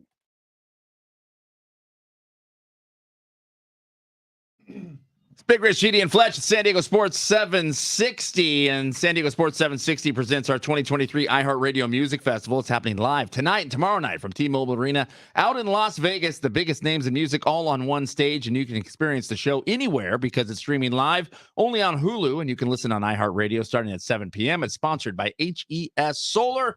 And joining us currently, you're here last hour as well, or last segment, and we love it, man. Michael Rapaport, actor, comedian, podcaster. He'll be playing tonight and tomorrow night at American Comedy Company. You can get tickets at AmericanComedyCo.com. Appreciate you being here, man. I'm glad to be here. I appreciate you guys having me on. Yeah. You know what? One of my favorite shows right now, my wife's as well, Atypical. Yes. Oh, my gosh. It's a good show. Oh, it's a great show. My wife is a school psychologist. So, I mean, she works with people with autism, diagnosing, or I shouldn't say diagnosing, that would be a doctor. But, I mean, it was a heartwarming show. It means a lot to her. In fact, in both of her offices, she's got a penguin. That's penguin. cool. Yep. Yeah. So a penguin, big part of that show. Yep. Yeah, man, I appreciate that. Yeah, it's a good show. Proud of that show. Fun show. You're doing things right, man. I'm trying. You know, hopefully the strike will end soon. You know, the actors and the writers are on strike. There's, you know, some optimism of some movement this week. So we'll see. Hopefully, you know, there'll be something, because it's not good, and it's not it's not something that's it's not fun. These picket lines on social media, they look like we're having fun. I did not have fun picketing. It's not cool. It's not a party. They suck, and we need to get this figured out. You know, I remember we got locked out by the owners in 2011, the NFL Players Association. And you're absolutely right. Like, because then the world comes against you because like you're a union and you're like, well, you know, we need this, we need that. And the owners are like, well, you're taking advantage and we're providing jobs, or, you know, and in the case of actors, it's these studios versus the actors and the writers. And like, it's the same thing. It's just different territory, right? 100%. And they think everybody is Brad Pitt and Leonardo DiCaprio. And that's not the case. And it's not, and he's always an issue. But you know, that AI thing is real. And, you know, there's just other things that haven't been sorted out. And, you know, when we started doing content on streamers, you know, it was sort of like, oh, well, we don't know what this is going to turn out to be. But now we know what it's going to turn out to be. So things need to be adjusted. And that's really what it's about. So hopefully it'll get worked out maybe today. Maybe today will be a big day for that. Right. We were talking a little bit about John Singleton and some of, you know, Bobby D. Yeah. Robert De Niro. It blows my mind that you like have conversations with that guy, right? Yes. I mean, but who is, if there is one talent that you've worked with or alongside or seen in person, just operated with, that you were just blown away by? Like, you're just like, this guy's otherworldly. He just has stuff that nobody else has. Or woman. Is there any actor or actress who you had that feeling about? Well, Jennifer Jason Leigh, who I worked with on Atypical, she's like that. I was a fan. I made a Fast Times at Ridgemont High reference at the beginning of the show. She's one of the best. You know, aside from the obvious, you know, the De Niro's and the Sylvester Stallone and John Travolta I worked with, those are, you know, guys. You know, when I worked on this show called Justified, Timothy Oliphant and Walt Goggins, both of who you might not know off the top of your head, their names you 100% know both of their faces. They're both ridiculously talented and were very generous to be around, showing up on their show, which they had been, you know, the main guys for years on, and just encouraging me. That is something that I'll never ever forget, and I always appreciated that about them. They both were very, very impressive actors, very, very good actors. So yeah, I mean, you know, it's there's other people, you know, like lesser known people. You're like, oh, this guy's good, and you know, Steve Martin and Martin Short, they were very, very keep you on your toes, and there's a bunch of them that I've gotten to work with. What about some Real Housewives? Let's do it. Yeah. I know your audience is like, what? Yeah. No. They're like, wait, what? No. They're up to speed. Let's buckle up. Okay. Are you up to speed on Salt Lake City? Absolutely. Okay. All right. Now there was season 4, episode 3. Yes. Okay. Yes. That is correct. Yes. Now, okay. Well, hold on. Who's your favorite housewife? Just, I mean, any of the cities. Well, it depends on what show is going on at the time. You know, right now, Orange County's is killing it. Yeah. It's very, very, very quietly great season once again. Okay, and I've always been a Tamra fan, right? Until this season. And then I'm like, wait, she's kind of a villain. But you have to respect and appreciate that. Yeah. I don't turn on these women. Like, I don't turn on my housewives. I don't turn on my, like, they drive you nuts at the time, but you have to understand there needs to be villains in a show. Yeah, that's true. It can't all be hunky dory. It can't all be Manolo Blancs and you know, white wine spritzers. we need bad guys. Do you think it's editing? Do you think it's editing? For the bad, I think the editing will lean into it, but I think if you're behaving a certain way, you're behaving a certain way. What's wrong with Tamara this year? What don't you like about her? I don't know. No, you know, because I just feel like she wants to stir the pot when pots don't need to be stirred. We need those pots stirred. We can't just go on trips to Tahiti or wherever and like everything's like, oh, we're gonna go horseback riding. No, we need something to watch. I'm with you, and like, you got to cut through the zeitgeist. Like, there's so much stuff out there. You need to do something. There's so much things to watch. Shannon Bedore. I mean, she got herself in a pickle. She did. She got herself in a pickle. She ran into somebody's house and decided, I should probably just drive away. Yeah. Not a good Yeah, choice. you No. can't do But that. hopefully she'll get help. Can't be drinking and driving. There ain't No. nothing funny about that. No. Fortunately, no one was hurt. I know she's gonna pay for the for the damage, and she needs to. That's not cool. That house came No. out of nowhere Yeah. in her defense. Yes. I've said that before, Travis. You many have. times. You many have. times. Actually, before I let you run, Travis Kelce, Taylor Swift. It seems like it's confirmed. Like apparently he shot his shot. I mean, the guy was like, "Hey, you rocked Arrowhead. Maybe you should see how I rock Arrowhead." Talking about Is that what he said? The home venue of the Chiefs, and apparently that's the line that worked. That's a smooth line. That's a smooth line. Dude, I mean, apparently strong enough for Taylor Swift. That's smooth. I mean, he's a cool dude. Champion. She's a champion. We just hope that we don't want to see Travis Kelce get a song written about him. Yeah, Because that's inevitably the what will happen. I feel like it's a win-win for all of us, Yeah. though. I don't know. The Swifties will come down hard on Travis Kelce, and it'll never ever let up. They'll Yeah, but never let up. he's cool. Like he handles himself cool, and him and his brother, their show is Dude, it's good. it's a good show. They're very, very likable and relatable. Even though they do unrelatable things, Yeah. both of them are stars in the NFL playing for championship caliber teams. They're very, very relatable, and it's part of the new wave of media. And they're very good. You're going to be at American Comedy Company tonight, tomorrow night. Did a show last night as well. Great show. I can't tell you. I love that show, that crowd. I love that club. And yes, I got 2 shows tonight, Friday, 2 shows Saturday, and I'm around town. Dude, how did you get into stand up? I know we're running short No, here. I'm good. Yeah. I started as a stand-up when my first performance based thing was stand-up when I was 19, and that got me into acting, and I stopped doing stand-up.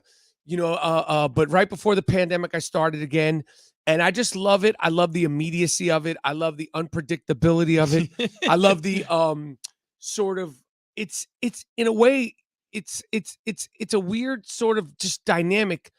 Because I was thinking this morning, like you always sort of mind yourself and think about the shows. Like for me, like, you always want to be funny, but there's sort of a connection with the audience that I get off on. Like that connection with the audience more than the laughs is what I like.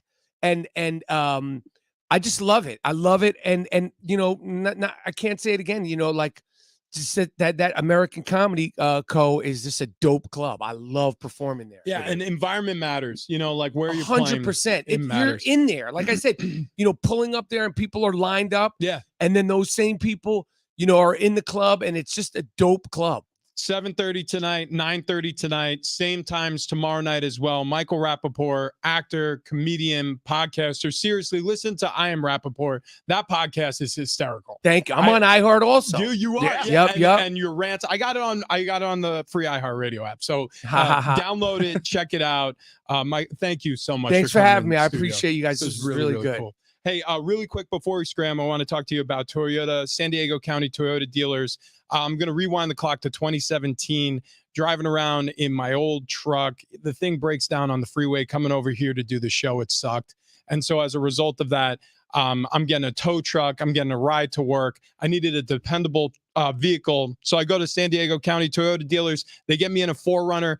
Best car we've owned, hands down, best car we've owned. 6 years now. The only thing I put into the thing is oil and gas. That's it. Every 3 months, the thing is just ran like a top. So if you're driving around today thinking about your next car, SUV, truck purchase, head to San Diego County Toyota dealers. They got great deals on super reliable vehicles. Their customer service is incredible. And if you're interested in going green, Toyota's Beyond Zero lineup of electrified vehicles is for you. So new vehicles arriving daily. Check out Toyota.com to see what's in stock. Toyota, we make it easy. More show coming up next.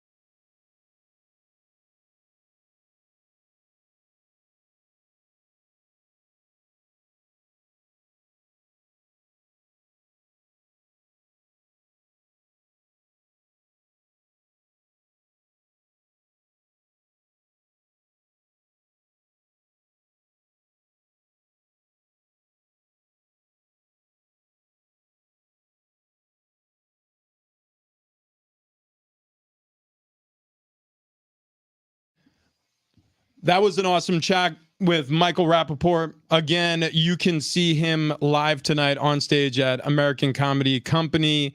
The tickets are on sale now at americancomedyco.com as I'm trying to get my camera refired up here. This was also a good day to have guests in studio. The video's up. I was able to edit the whole thing. So White Women Instagram is live on TikTok. Perfect. Michael did not say hardly anything about the decor.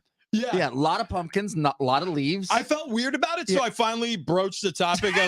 We're at break, because he hung out with us for about 45 minutes here, and we're at break. I'm like, hey, by the way, the reason why this is decorated like a white women's Instagram account is because we're celebrating fall by being basic fall bitches. And he's just like, nah, I get it. That's cool. Listen, you got to do the things that people relate to.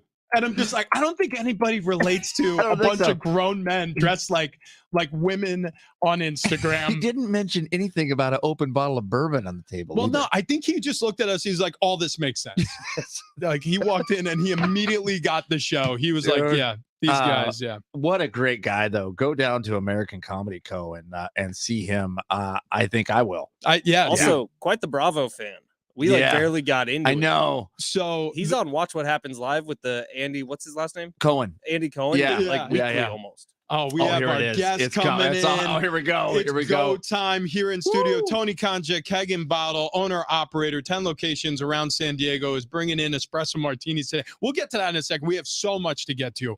Okay, so first and foremost, we have a Bar Car Friday. SeaWorld tickets coming up in just minutes here.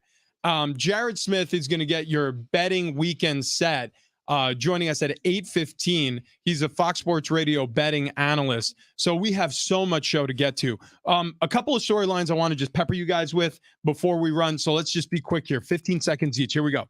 0-2 Chargers, 0-2 Vikings facing off, must-win situation. Teams who start 0-3 make the postseason 2.5% of the time. Ooh. Who wins this game and why? Chargers win it. They're too talented not to. I've said that before. I changed my mind. Vikings win it. 15 seconds. Time. Look, I agree with everything you said until you changed your mind. I can't go against this roster. It's stacked too high. The Chargers are just too damn good. Or, I'm sorry, the Chargers should be too damn good to lose this game. The Chargers are going to charge her. This is a Vikings win. And the reason is because I think the Vikings over the past couple of seasons, or really over the last season, are more used to winning close games, which I think this will be, than the Chargers are. I think this season starts in disappointing fashion for the Chargers, and I think the Vikings start to recover a little bit, although I'm not predicting them to have a great season. Okay, moving on. Over, how many weeks till Brandon Staley gets fired?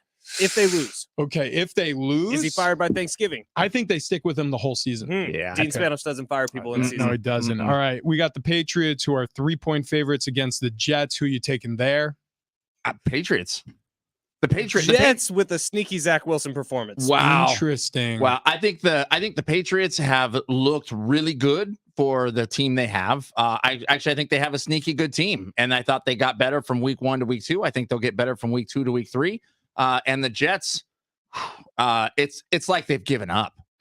Yeah, a little. Yeah, I mean, it feels like they've given up to me. All right, we got the Cowboys and the Chiefs, who are both double-digit favorites as of right now. Chiefs are hosting the Bears. The Cowboys are facing, who was it again? I'm blanking on who. The Cowboys have the Cardinals. Cardinals, that's right. Okay, so they both cover. Yeah. The Bears and the Cardinals are terrible. Both those teams cover. Okay. Yeah, that sounds about right. I think I like the Chiefs covering. I think the Cowboys may regress a little bit here. I don't know, though. The Cardinals are so bad. The Cardinals are really bad, but they kept it really, really close. Well, actually, they were beating the Giants. They were beating the crap out of them, and then what happened in the second half? They got a phone call from the booth that said, hey, dudes, you're supposed to be tanking. What are we doing? All right, the 2-0 Falcons are facing the 1-1 Lions. Do the Falcons leave with their first loss, or do the Lions improve to 2-1 on the year? I'm thinking the Lions, man. Yeah, I think the Lions. The Lions. Now, the Falcons, though, they give teams fits because that backfield's stacked. They have Drake London, Desmond Ritter's playing good football. The Falcons will just eat up time of possession. I'm going Falcons because of Tyler Algier and Bijan Robinson. 7:55 is the time to call in. 7:55. So you have about a minute, 10 seconds right now to get yourself collected. Pick up your cell phone. Dial in the station number. It's 844-570-1360. Do not hit send until exactly 7:55. If you want to win a 4-pack of tickets to SeaWorld, San Diego, we're celebrating Hallow Scream, all of the Halloween festivities starting September 29th, going through Halloween on select nights. For more information, head to SeaWorldSanDiego.com. You can win that 4-pack of tickets if you're caller number 5 at exactly 7:55. On the other side, Jared Smith, betting analyst, joining the show. It is a Bar Cart Friday, brought to you by Keg and Bottle, right here in San Diego. 10 locations. We get it rolling on a Friday. Coming up next. Enchanting to meet you.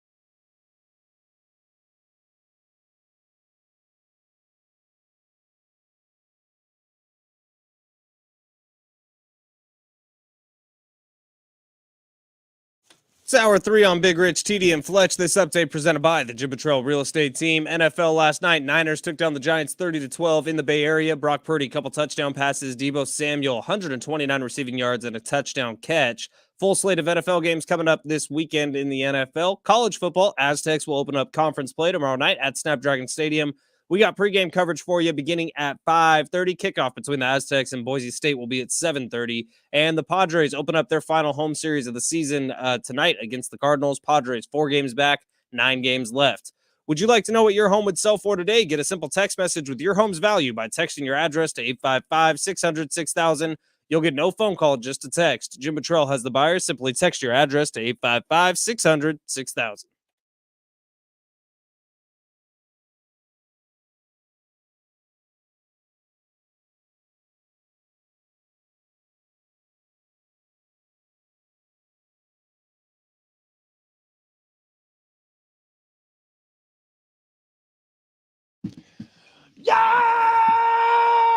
Yeah! Woo! Happy Friday to those who celebrate. Happy Bar Cart Friday to all. Brought to you by Keg and Bottle. 10 locations around San Diego. Tony Conja, owner, operator of Keg and Bottle, in studio with us as he is every single Friday. And along with him, some new friends, or I should say new friend, old face. Not old. Gosh, Well, you know what? I'm old. Look, What? Walt, I mean, Happy fall, y'all. happy fall, y'all. Walt, you're a handsome older gentleman. I would guess Well, thank 32. 33-ish. Okay, but, okay. right So I on, missed right, by wow. a year. Don't blame me. This guy's in great shape. He's wearing the hell out of that T-shirt. And Yeah, on he that is. T-shirt, it says Busa. Busa. It is a espresso martini made with oat milk. It's in this gorgeous bottle adorned with light blue print. I mean, this looks like something I want to drink just in large gulps. I know I shouldn't. Right. If we just keep this in the fridge, we just drink this right out of the bottle, Yeah, right? that's right. Yeah. And Mike joining us as well. The partner in this group that made this espresso martini, this bottled beverage that we're going to try today. Mike, how you doing this morning, man? I'm great. Thank you for having What's the us. last name, by the way? Busalaki. Okay, Oh, so okay, there it we wasn't just go. a clever name. It came from somewhere. It did come from somewhere, yeah.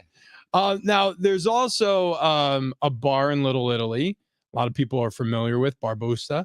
Yes. I'm guessing there's an affiliation. There is. That is my family's restaurant run by my brothers, Joey and PJ. I'm connecting a lot of dots here, yeah, guys. yeah, I'm really good. There's Doing a lot good. of things That place is happening. isn't Barbusa? Is that the one that they do the Parmesan cheese wheel and they mix in pasta? We used to, and then unfortunately we got too busy and we didn't have time to bring out a big giant wheel block. of cheese and maneuver around the crowds of people that like to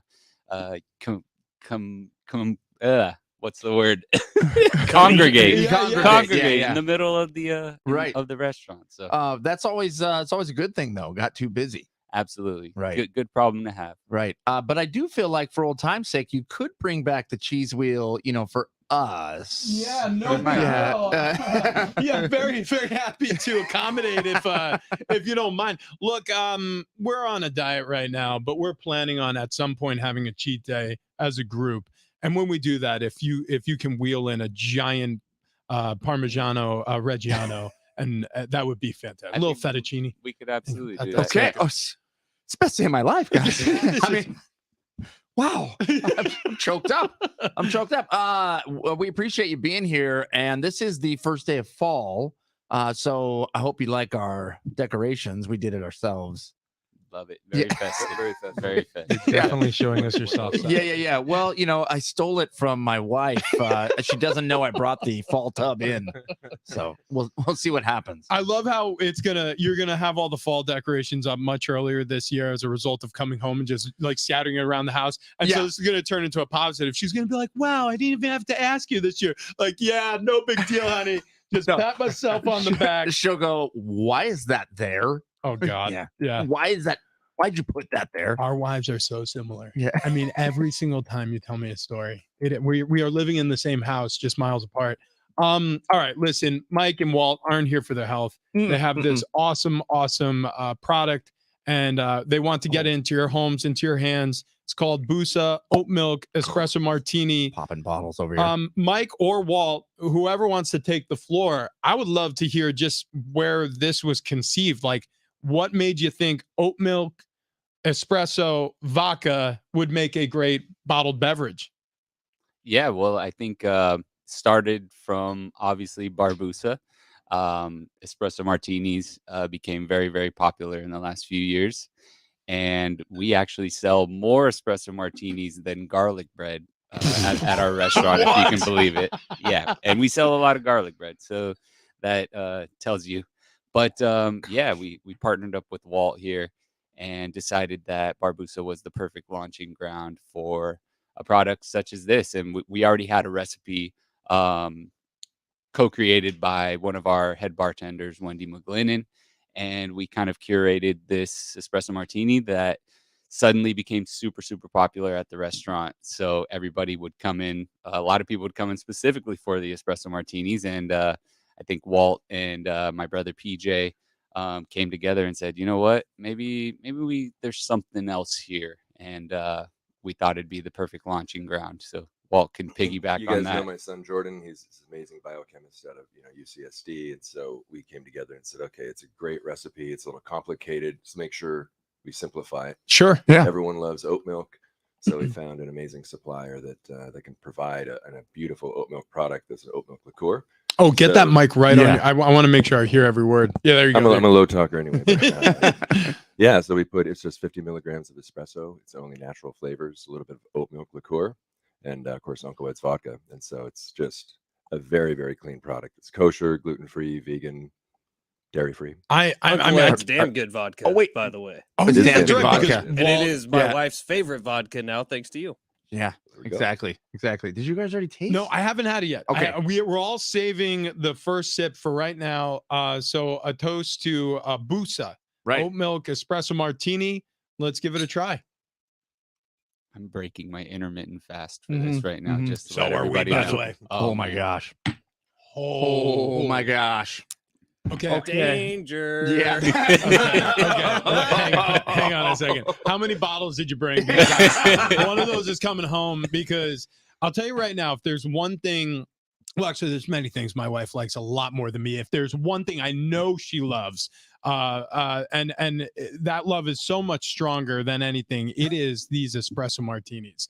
And this is the best I've ever tried. Damn. And so these are oat milk, so they're not gonna mess with your tummy the same way normal espresso martinis do. Exactly. No. Sorry for saying tummy. Just figured it worked. This is what great. happened, Rich? And a It's typical gone. cup of You- coffee. yeah. No, that's as fast as I've ever drank anything on the show. That is delicious. This is impressive. This is wonderful, man. This is Yeah. an experience. Thank you. It's great. Oh my gosh. Woo. Okay. So that rocks. Mhm. I'll tell you what does it. And Mike, we were talking about this a little bit at break. Even though some of the Padres will make their way down to Barbusa, I mean, I know you're a Padres fan. What has this? We've talked to a lot of Padres fans. We're Padres fans. What has this season been like for you specifically? I hate to say it. A sigh. I hate to say it if any of our Padre friends are listening, but I mean, I think one word would be frustrating. Yeah. I think is the key word. You got one of the best rosters on paper, and for some reason, something's not clicking. I think maybe it's a little bit of relief pitching, maybe a little bit of leadership, but Yeah. I don't know. What- It's Name really hard. names. Yeah, Which name leadership? names. Yeah. We want to I know, mean, Mike. No, I'm I- kidding. I'm kidding. Wait, well, hold on. Okay. So as we try to break this down and try to figure out, what could possibly be going wrong, you've seen, I'm sure, the reports and the stories that have come out about culture, and Yes. there's a problem with the front office. Yes. The common denominator, unfortunately, appears to be AJ Preller for me. Do you have that same feeling? I have to plead the fifth on this because AJ Preller is also a frequent customer Okay, of Barbusa. We okay, love all right. AJ Yep. Preller Yep. as a person, and No, I have no, to no, plead no. the fifth after that. That is not what I'm saying. I do AJ Preller as a person. That is not what I'm talking about. I'm just talking about what has happened with the team has not been conducive as to what we expected. I I'll guess I answer should for say. Mike. I mean, I'm frustrated as hell at AJ Preller. Here's the thing though, is I worry that say you cut ties with him, right? Does it get better immediately, or do we go back into that dark place that we were in 2015? Where, I mean, legitimately, there was no shot of getting anywhere, doing anything with that team because of how young they were. You had a bunch of Rule 5ers who were on the starting opening roster. I remember it was either 2015 or 2016. It was The Ringer or The Athletic. One of these publications wrote a story. It was something like, the Padres are reinventing tanking. And I remember thinking to myself, like, oh my God. And it's sad to say that is a frequent theme of San Diego teams, sort of the never living up to their potential, and it's, I don't know where it starts from the top. I guess you could say you have to blame somebody. So. Yeah. Well, they're not the ones swinging the bats. Frustration is just that. It's not supposed to be this way on paper. But here they are. They've won 7 in a row. First time that's happened all season. All of a sudden, wait, where's this team been? As a fan, do you look at this and go, I still have some hope they can make it? I mean, it's not impossible. I was talking to Steven Wilson, one of the relief pitchers last night, who came by Barbusa and bought some bottles as well. And he said, I mean, we still have a chance. So they at least believe that they have a chance as well. And hopefully that, resonates in the locker room. 4 games back, 9 games left. I will say this. So they made up a half game then. By not playing. This season has really helped out Tony Kanja at Keg and Bottle because a lot of disappointed fans running in there, and liquor sales have been skyrocketing around San Diego. It's really amazing. And by the way, we're joined by Walt and Michael, partnered here with Busa Oat Milk Espresso Martinis. We just tried them for the first time. I'm looking for round 2 here coming up very shortly. Tony, what do these bottles go for? So that's a 375, which is a half bottle. It goes for $19.99. Oh my gosh, super affordable. So these guys are really smart. Wow. And I always sometimes I see stuff that comes in and I'm like, why did they do that? Right. But this was very strategic. I'm not tasting $19.75 drink. This is a $25, $30 drink. Absolutely. Yeah. But they did it for that reason, so that you can try it, get hooked. The big bottle obviously is going to be like double the price. It does come in a bigger bottle. It does come in a bigger bottle. I believe it's a liter. God. Can we do a gallon? Can we do a handle? Can we do? You guys sell straws at Keg and Bottle? I only like the plastic straws. I'm sorry, sea turtles who listen to us. By the way, you guys had it naked. I always make the guys do this naked, right? So we bring these Glencairns in so you can try it just as is. Yeah. They're going to throw it over ice. They're going to do a couple of cocktails for you. It gets better. Okay. Oh, wait, we're gonna do cocktails as well. It gets better than this. We're gonna share with friends at break too. We're gonna walk over to another studio because we're gonna pour drinks for the whole building. I mean, I cannot wait to share. I'm not kidding. There's somebody celebrating a birthday. So as soon as we finish this segment, we are going to wander free and go pour drinks for everybody at 8:30 in the morning. That's what we like to do here. Real quick before we jump on with Jared Smith, get you set for your betting weekend in the NFL. He is Fox Sports Radio's lead betting analyst. The Chargers are 0-2. And Mike, you, like me, conflicted, still follow the Chargers, not thrilled that they're playing in Los Angeles. Obviously, a lot of resentment towards the family that owned the team for moving them up to LA, but it's hard not to like Justin Herbert. I played 2 lockers down from Keenan Allen. I was there the year the Chargers drafted him in the 3rd round, and I met this sweet guy who just was working hard, trying to crack the roster, and here he is compiling stats, may finish his career a Hall of Famer depending on how things break. I mean, he's an incredible talent, but this team has not been able to get out of their own way. 0-2 start. I mean, in terms of this game against the Vikings, obviously former Aztec player, Aztec for life, Kevin O'Connell, coaching the Vikings. How you feeling about this one? Chargers win, Vikings win?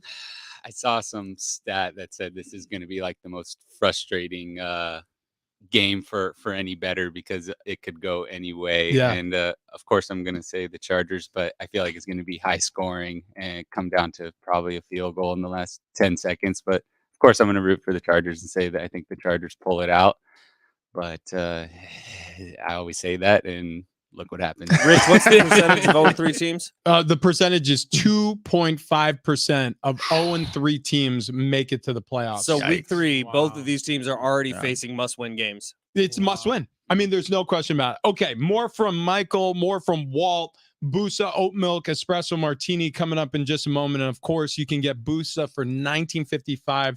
These smaller, I'll call them a pony bottle. It's not really, but it's the 375 ml. I think it's $19.99, but maybe we'll you give you get guys 44 cents off. Wait, what for is it? What do they mentioning call it? Rich. No. That's the new price. It was a good year. It was a good year. That's the year I was born. I haven't told you guys. I'm actually 93, celebrating. That's bad math also. Anyways, a guy who's great at math, Jared Smith, lead betting analyst, Fox Sports Radio, joining us right here on Big Rich, TD, and Fletch. Get you set for the NFL betting weekend. So, Jared, we right now are enjoying one of the most delicious libations we've had in studio on any Bar Car Friday. It's called Busa Oat Milk Espresso Martini. Are you an espresso martini guy? So fun fact, it is my favorite drink, but I like to call an audible. So I don't get it with vodka. I get it with tequila. And it is delicious. Wow. Well, we're going to change your mind here. Can we send him a bottle? Is that possible? Absolutely. Can we? Okay. Yeah, we'll get your address and send you a bottle. I love the espresso martinis. They are fantastic. Okay, They're so classy. Yeah, that's it. Right, yeah, that's it. You nailed it. We're dummies. Jared's not. He's a very smart man, and that's exactly what I felt when I took the first sip. I'm like, I'm very classy right now, and then I chugged the rest of it, which. But you did have your pinky up. I did. You did have your That's pinky just up. because it's broken and it doesn't really go down. So that's fun. Anyways, Jared Smith, lead betting. Yeah, it's a good nose picker. Anyways, look, Jared, you're not on for your health. You have important things to share with everybody who listens to this very silly show. We've got one game in the books last night, Thursday Night Football. Giants dismantled by the San Francisco 49ers. But I want to just spin the wheel. I want to ask you if there's any game right now that's probably not being spoken about that you've got your eye on this weekend in the NFL that there may be some value. That's a good question. So I think there's a couple of games that are maybe featuring some teams that we're looking at in a very interesting light that we might change our view on this week. For example, if the Commanders play really well against the Bills and find a way to pull out a win at home, all of a sudden we're going to view that 2-0 record very differently, right? I feel the same way. I feel the same way about the Chiefs too. And obviously they're not 2-0, but we haven't seen the explosion yet with Kansas City. And I think we're waiting for it. I think this might be the week that we get it against the Bears defense. So there's a couple of teams that I think we have these unique perspectives on. And I love the stat 0-3 rarely makes the playoffs. Well, you're probably going to get some pretty good efforts from some of the 0-2 teams this week. I would say Cincinnati on Monday night being the biggest one. And you're probably getting a discount on that line because obviously the Joe Burrow status, I saw it get below 3 a little bit earlier this week. I think he plays, but I don't know. I don't know how bad the cap is. Obviously, if it's really bad, he shouldn't play. But I think if it's a 50-50 proposition, it kind of feels like a playoff game for Cincinnati this week. So I think we're going to see Burrow if he's healthy. And if he is, I would probably bet the Bengals in that game. And how about our Bucks? Gave them out last week on the show, and they've been just this shooting star so far early in the season, Tampa Bay. So I think that's a very interesting game on Monday night as well. I think both the Monday night games are really fascinating. Hey, Jared, we'll go right to it, man. What's your pick of the week? Yeah, I'm going to go with the Bucks again. Honestly, I think they are a team, and we get one of these teams every year. Last year it was Phillies in the first half, where if it ain't broke, don't fix it.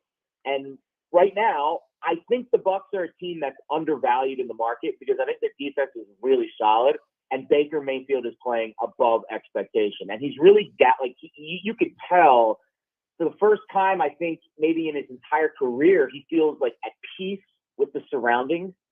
And I think that's an important thing for him because the mental health element to his game has been an issue for the last few years. He's been moved around from all these different locations, and we didn't know where he's going to play. And now I think he's kind of found a home. So you're getting over a field goal as a home underdog. And listen, Philly's great, but they've got some issues in the secondary, and I think the Bucks have the explosion at wide receiver to take advantage of that. And I think the Bucks defense, you want to talk about a defense that can slow down Philly's offense. Tampa Bay's got some meat in the middle there, and I think they can slow down that running game a little bit. So I think catching more than a field goal at home with the Bucs Monday night feels like a great bet. Wow. Yeah, I love that bet. Baker really looks at home as a Buccaneer. It's Tampa Baker right now down there in Florida. And you know what? It's funny. You mentioned it. That was my high school nickname, Rich Meat in the Middle Ornberger. So thank you for that as well. Jared Smith, you are simply the best. We appreciate it every single week. He'll be joining us on Fridays throughout the NFL season. I'll talk to you tomorrow morning, buddy. Good luck, guys. There he goes. Jared Smith, lead betting analyst, Fox Sports Radio. Alongside of Jared, we're enjoying Busa Oat Milk Espresso Martinis here with Michael, partnered here with Walt, in studio, on sale at Keg and Bottle for the low price of $19.55. I made up that price, so if it's 40 cents higher, my apologies. That's also wrong.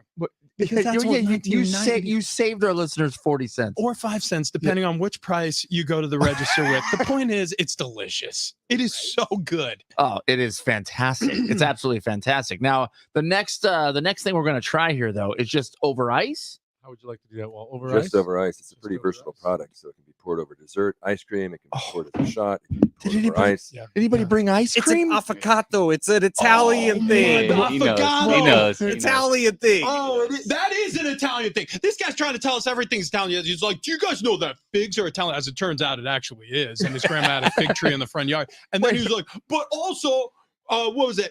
Apple cider vinegar. Apple cider vinegar. Taking a shot of it cures everything that ails you. He's like, my Italian grandma. He's nodding. Mike, He's nodding. wait, hold on, Mike. Does your family do that? The apple cider vinegar thing, I read that on Google, but my grandma never. My grandma just used Sprite to cure everything. Yeah, you're sick. You have to drink a Sprite. That was a Sprite and saltines. 7-Up. Yeah, drinking right. it 7-Up. 7-Up. My Rose Ruggiero, my grandma, Italian, never ate a fig in her life, by the way. She was a New York Italian. They're different. They are different, but when, I'll tell you what I did get a lot, and I'm sure both of you did at different points with your grandma. I got hit with the spoon she was stirring the sauce Wooden with. spoon. Dude, I can't tell you how many t-shirts she ruined. I would say something inappropriate, and then I would have a splash of blazing hot marinara and a spoon across the back of my head. You're like, get out of the kitchen. The funniest You're gonna thing, ruin the sauce. The spoon imprint it would leave on like your bare butt cheek when they would dude. spank you. Yeah. Mike, That's a did you real thing. ever do fig on pizza? I haven't. Figs were big in my family for sure, though. My grandmother had one in her backyard as well. A fig tree. Wow, okay. Yeah. I don't know if I've ever even seen a fig outside of a Newton. But not a huge fig fan, to be honest. Oh, dude, a little fig spread with fresh mozzarella and prosciutto on a pizza. I don't think there's anything better. Wow. Well, prosciutto on anything. Prosciutto on anything. Cardboard. I'm going actually to roll up a little prosciutto and stick it in this espresso martini here. Wow, here they're getting passed out. And Ice in a glass. All right, before we get to this next sip, I what I'm excited about also is what happened last night on Underdog Fantasy. God, so close. Okay, so Ben had a 5-player pick'em. I got 4 right. He got 4 right. I had a 5-player pick'em. I hit on 4, and I tied on 1. So Darren Waller, I needed him to get over 7 targets. He ended up getting nailing 7 targets on the nose. So instead of going higher than 7 targets, he hit it on the nose. It's a push on that one spot. So it just dropped me down to a 10 times multiplier. I won $100 on a $10 bet. This is how it needs to go for you. You got to download the Underdog Fantasy app. You need to use promo code XTRA, and your first deposit will be doubled up to $100. So if you put in $50, turns into 100. You put in 100, turns into 200, and it's your money to play with. Completely legal in the state of California, so no worries there. And this pickup game we were just describing, it's super fun. You can choose 2 players or more, and you can go up all the way up to 5, like I did. If you get higher on all the stats or lower, depending on what you pick, you can win 20 times the money you put down on the pick'em. So it's a ton of fun. It's super fun to watch alongside a game like last night, a little bit of a blowout, gives you something to root for. Must be 18 plus and present in the state where Underdog Fantasy operates. Terms apply. Concerned with your play, call 1-800-GAMBLER or visit ncpgambling.org. More with Busa Espresso Martini coming up next.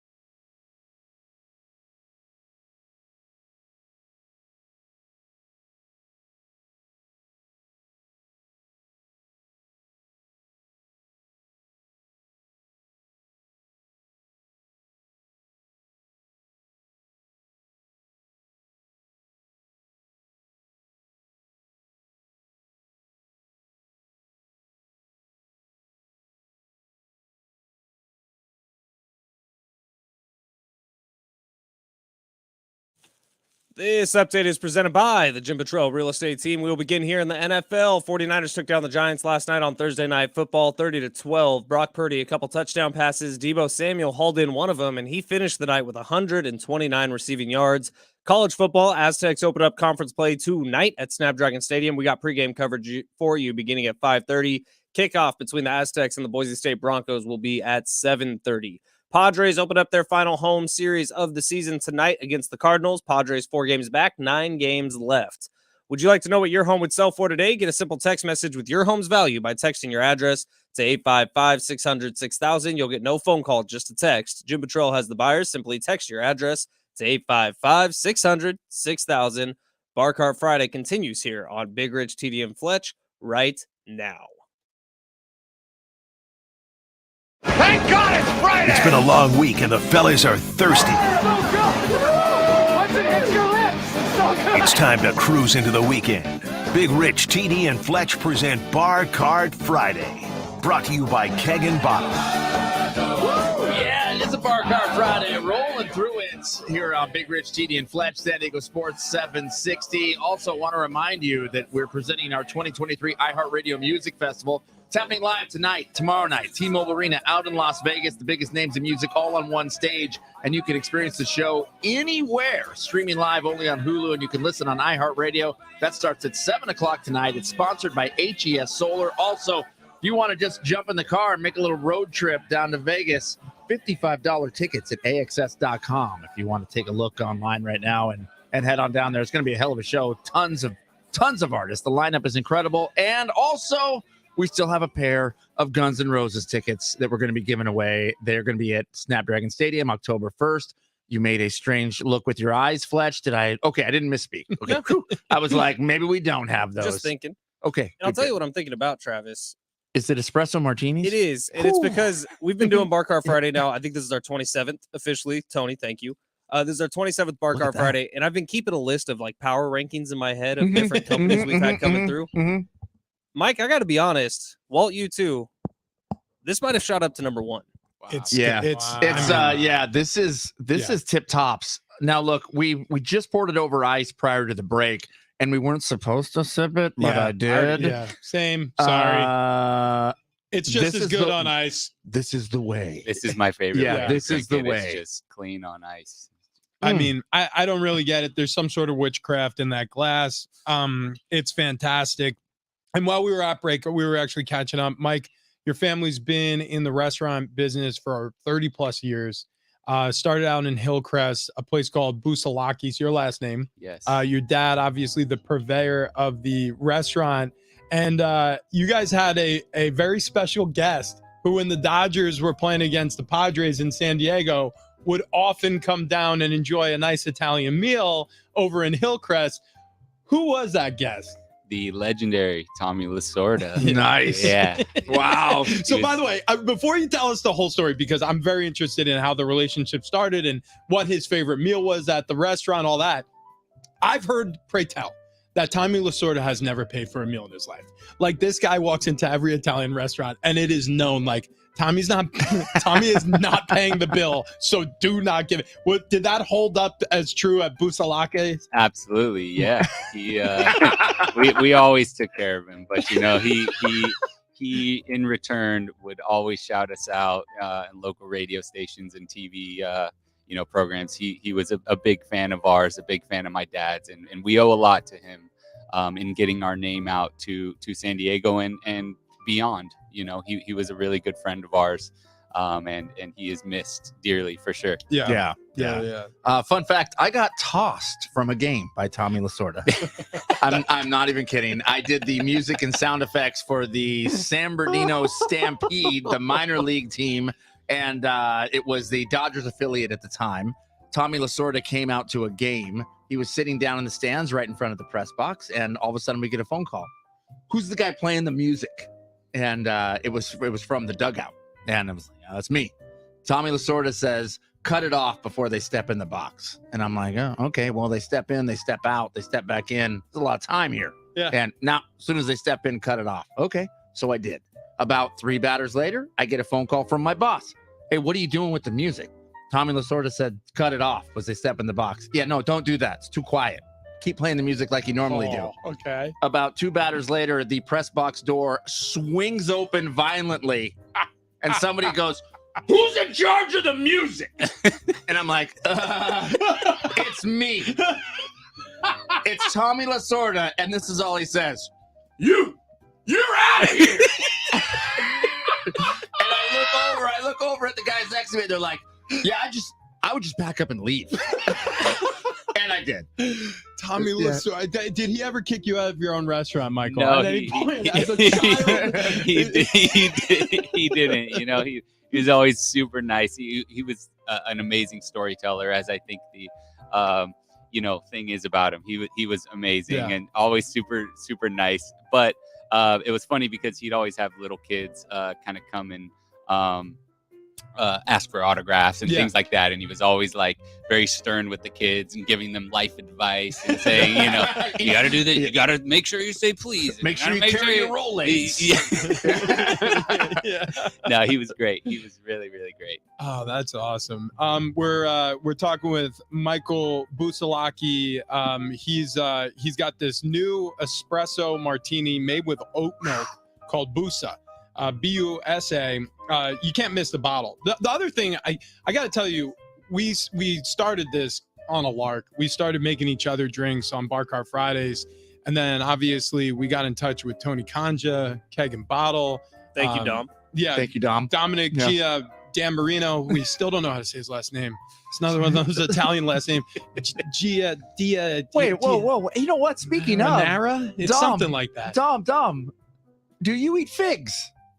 Oh yeah, you're an Italian. You grew up Italian, dude. Hey, you have to have a fig tree. You have to have a fig tree. It's a thing. Wow. It is a thing. It's a very big thing. At different points during the course of our show, I've called Ben a fountain of misinformation. Right. And not anymore. Not anymore. This is the fountain of truth, baby. I feel like we should continue our survey, though. We should, every Italian we meet, that should be the first question we ask. Well, I'm 3 for 3 today. Do you like figs? Then you're a fake Italian. I bet you Tommy L loved figs. Oh, dude, yeah. Oh, there's no question. That guy, he did probably 2 fig trees in his yard. Tommy Lasorda. Right in a big yard. But yeah, so Busa, Walt, did you come up with the bottle design? That's what I was getting to. Like, it's clean, man. Like this, when you look at a bottle on a shelf, I don't know, there's something.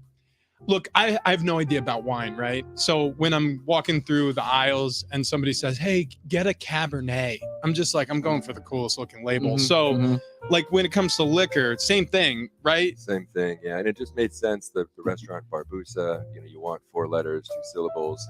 And then the blue, we wanted something to really stand out. Yeah. So we have this incredible designer who's on our team, Brent Leafsay, who's at Encinitas, just brilliant. Yeah. And we just wanted something to capture it. And with the family name, it made sense. Perfect. Wait a minute. Perfect. Is there some marketing thing with 4 letters, 2 syllables? It just seems to work with, Oh, Nike. Cheetos. Puma. Tito's. Yeah, like wow. you said, Big Busa. Rich. TD. Flet. Fletcher. Yeah. Fletcher. Fletcher. That's we just got to narrow it down to 4 letters. I'll tell you what, this is a joy. This is delicious. And coming up next, I actually have a spin on something that we like to do on the show. So we have these Guns N' Roses tickets, right? We still have to give them away today on the show. We do something called tailgate trivia. Normally we have a listener answer questions. Today is going to be autumn edition to celebrate the first day of fall. Michael, on behalf of one of our listeners, can we ask you multiple choice fall questions so one of our listeners win Guns N' Roses tickets? The answer is do it. yes. I'll do it. I apologize in advance. Also, Walt has an array of different accoutrements over here at the bar. Are you going to be mixing up a drink now? I am, yeah, because it's 14% alcohol in its vodka, which is a grain neutral spirit. Anything you add to it, it's just going to amplify it. So if you want to do a little bit of tequila, you can have a nice tequila product. You can do flavored vodkas. You can do a lot of great fall color, items with, not just flavors but color. I am so excited right now. I mean, turn up that amp, that amplifier, whatever the hell. No doubt. Like Axl Rose. And speaking of which, Guns N' Roses tickets available if Michael can help you to a victory on Tailgate Trivia. We do it every single Friday. We need a caller, though, 844-570-1360. The lines are already lit up. 844-570-1360. Tailgate Trivia for Guns N' Roses tickets, along with Busa Espresso Martinis. Coming up next.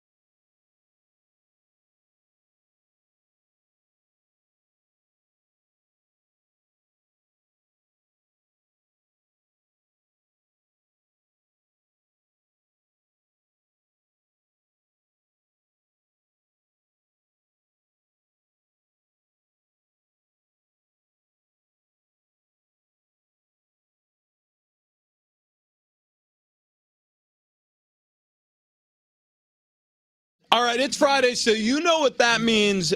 Keg and Bottle is in studio. Busa Oat Milk Espresso Martini. We close out the week the right way. Coming up next.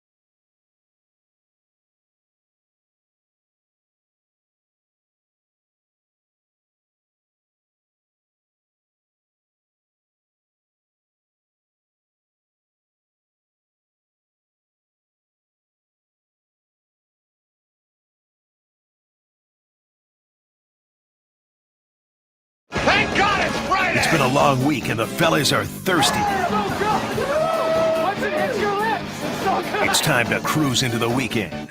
Big Rich, TD, and Fletch present Bar Card Friday. Brought to you by Keg and Bottle. And that's exactly who it's brought to you by, Keg and Bottle, with 10 locations around San Diego. If you're getting ready to tailgate for the big game tonight over at Snapdragon Stadium, kickoff 7:30 between the Aztecs and the Boise State Broncos, I suggest while you're stocking up at Keg and Bottle, you buy some Busa Oat Milk Espresso Martini. It is a beverage in a bottle that, frankly, has changed all of our lives. So good. This is so damn good. That could revolutionize the tailgate, too. You could say it's damn good, right, Walt? It has a little damn good in it. Yes. Yeah. Okay. Yes, it does. So promises made, promises will be kept. Tailgate trivia is something we do, Michael. Michael Busalaki, who's joining us from Bar Busa, you know that, downtown Little Italy. Also, obviously, Busa Oat Milk Espresso Martini. We play this game with listeners usually. We put them to the task. We ask them trivia questions on a Friday ahead of their tailgating experience, maybe at Snapdragon Stadium. And we ask them these questions today for Guns N' Roses tickets. So the pressure is on whoever answers these questions. Unfortunately for you, Michael, it's going to be you. Ooh, all right. So we have a caller. Yeah, our listener contestant, Jeremy, is on the line. Yes. Let's do it, Jeremy. You're going to be answering questions for Jeremy. Jeremy, how much faith do you have in Michael?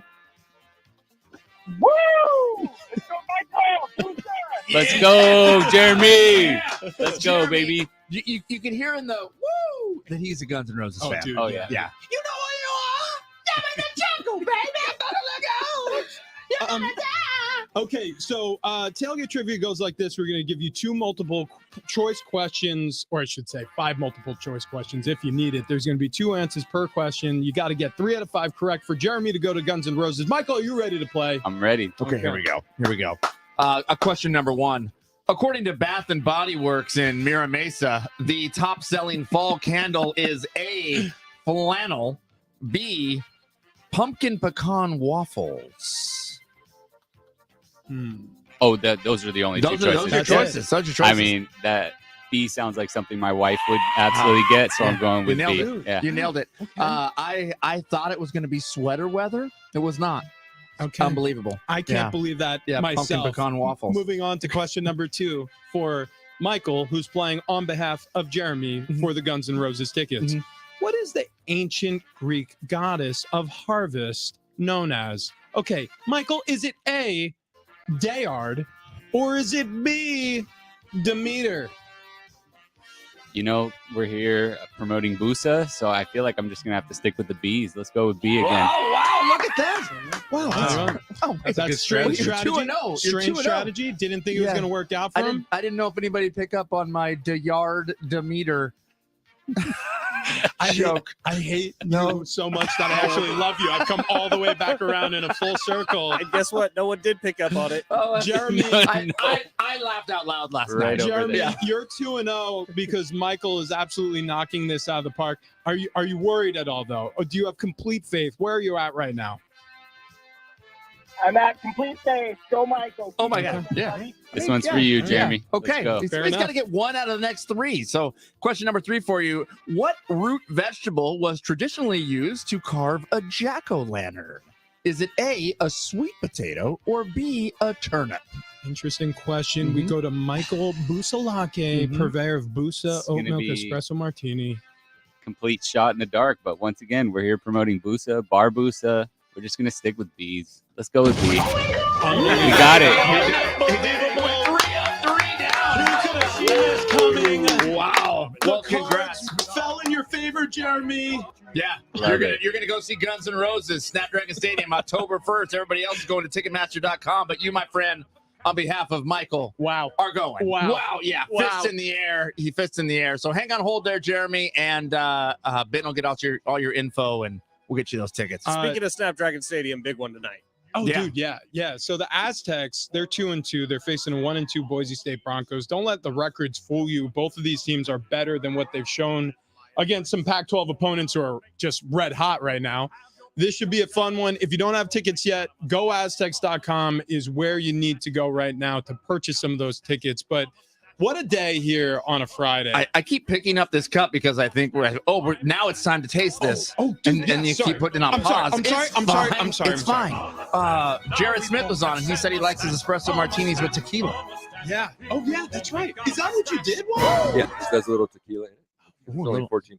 Just add a little Cascabel to it. I had to go to your office. I mean, not your office. Yeah.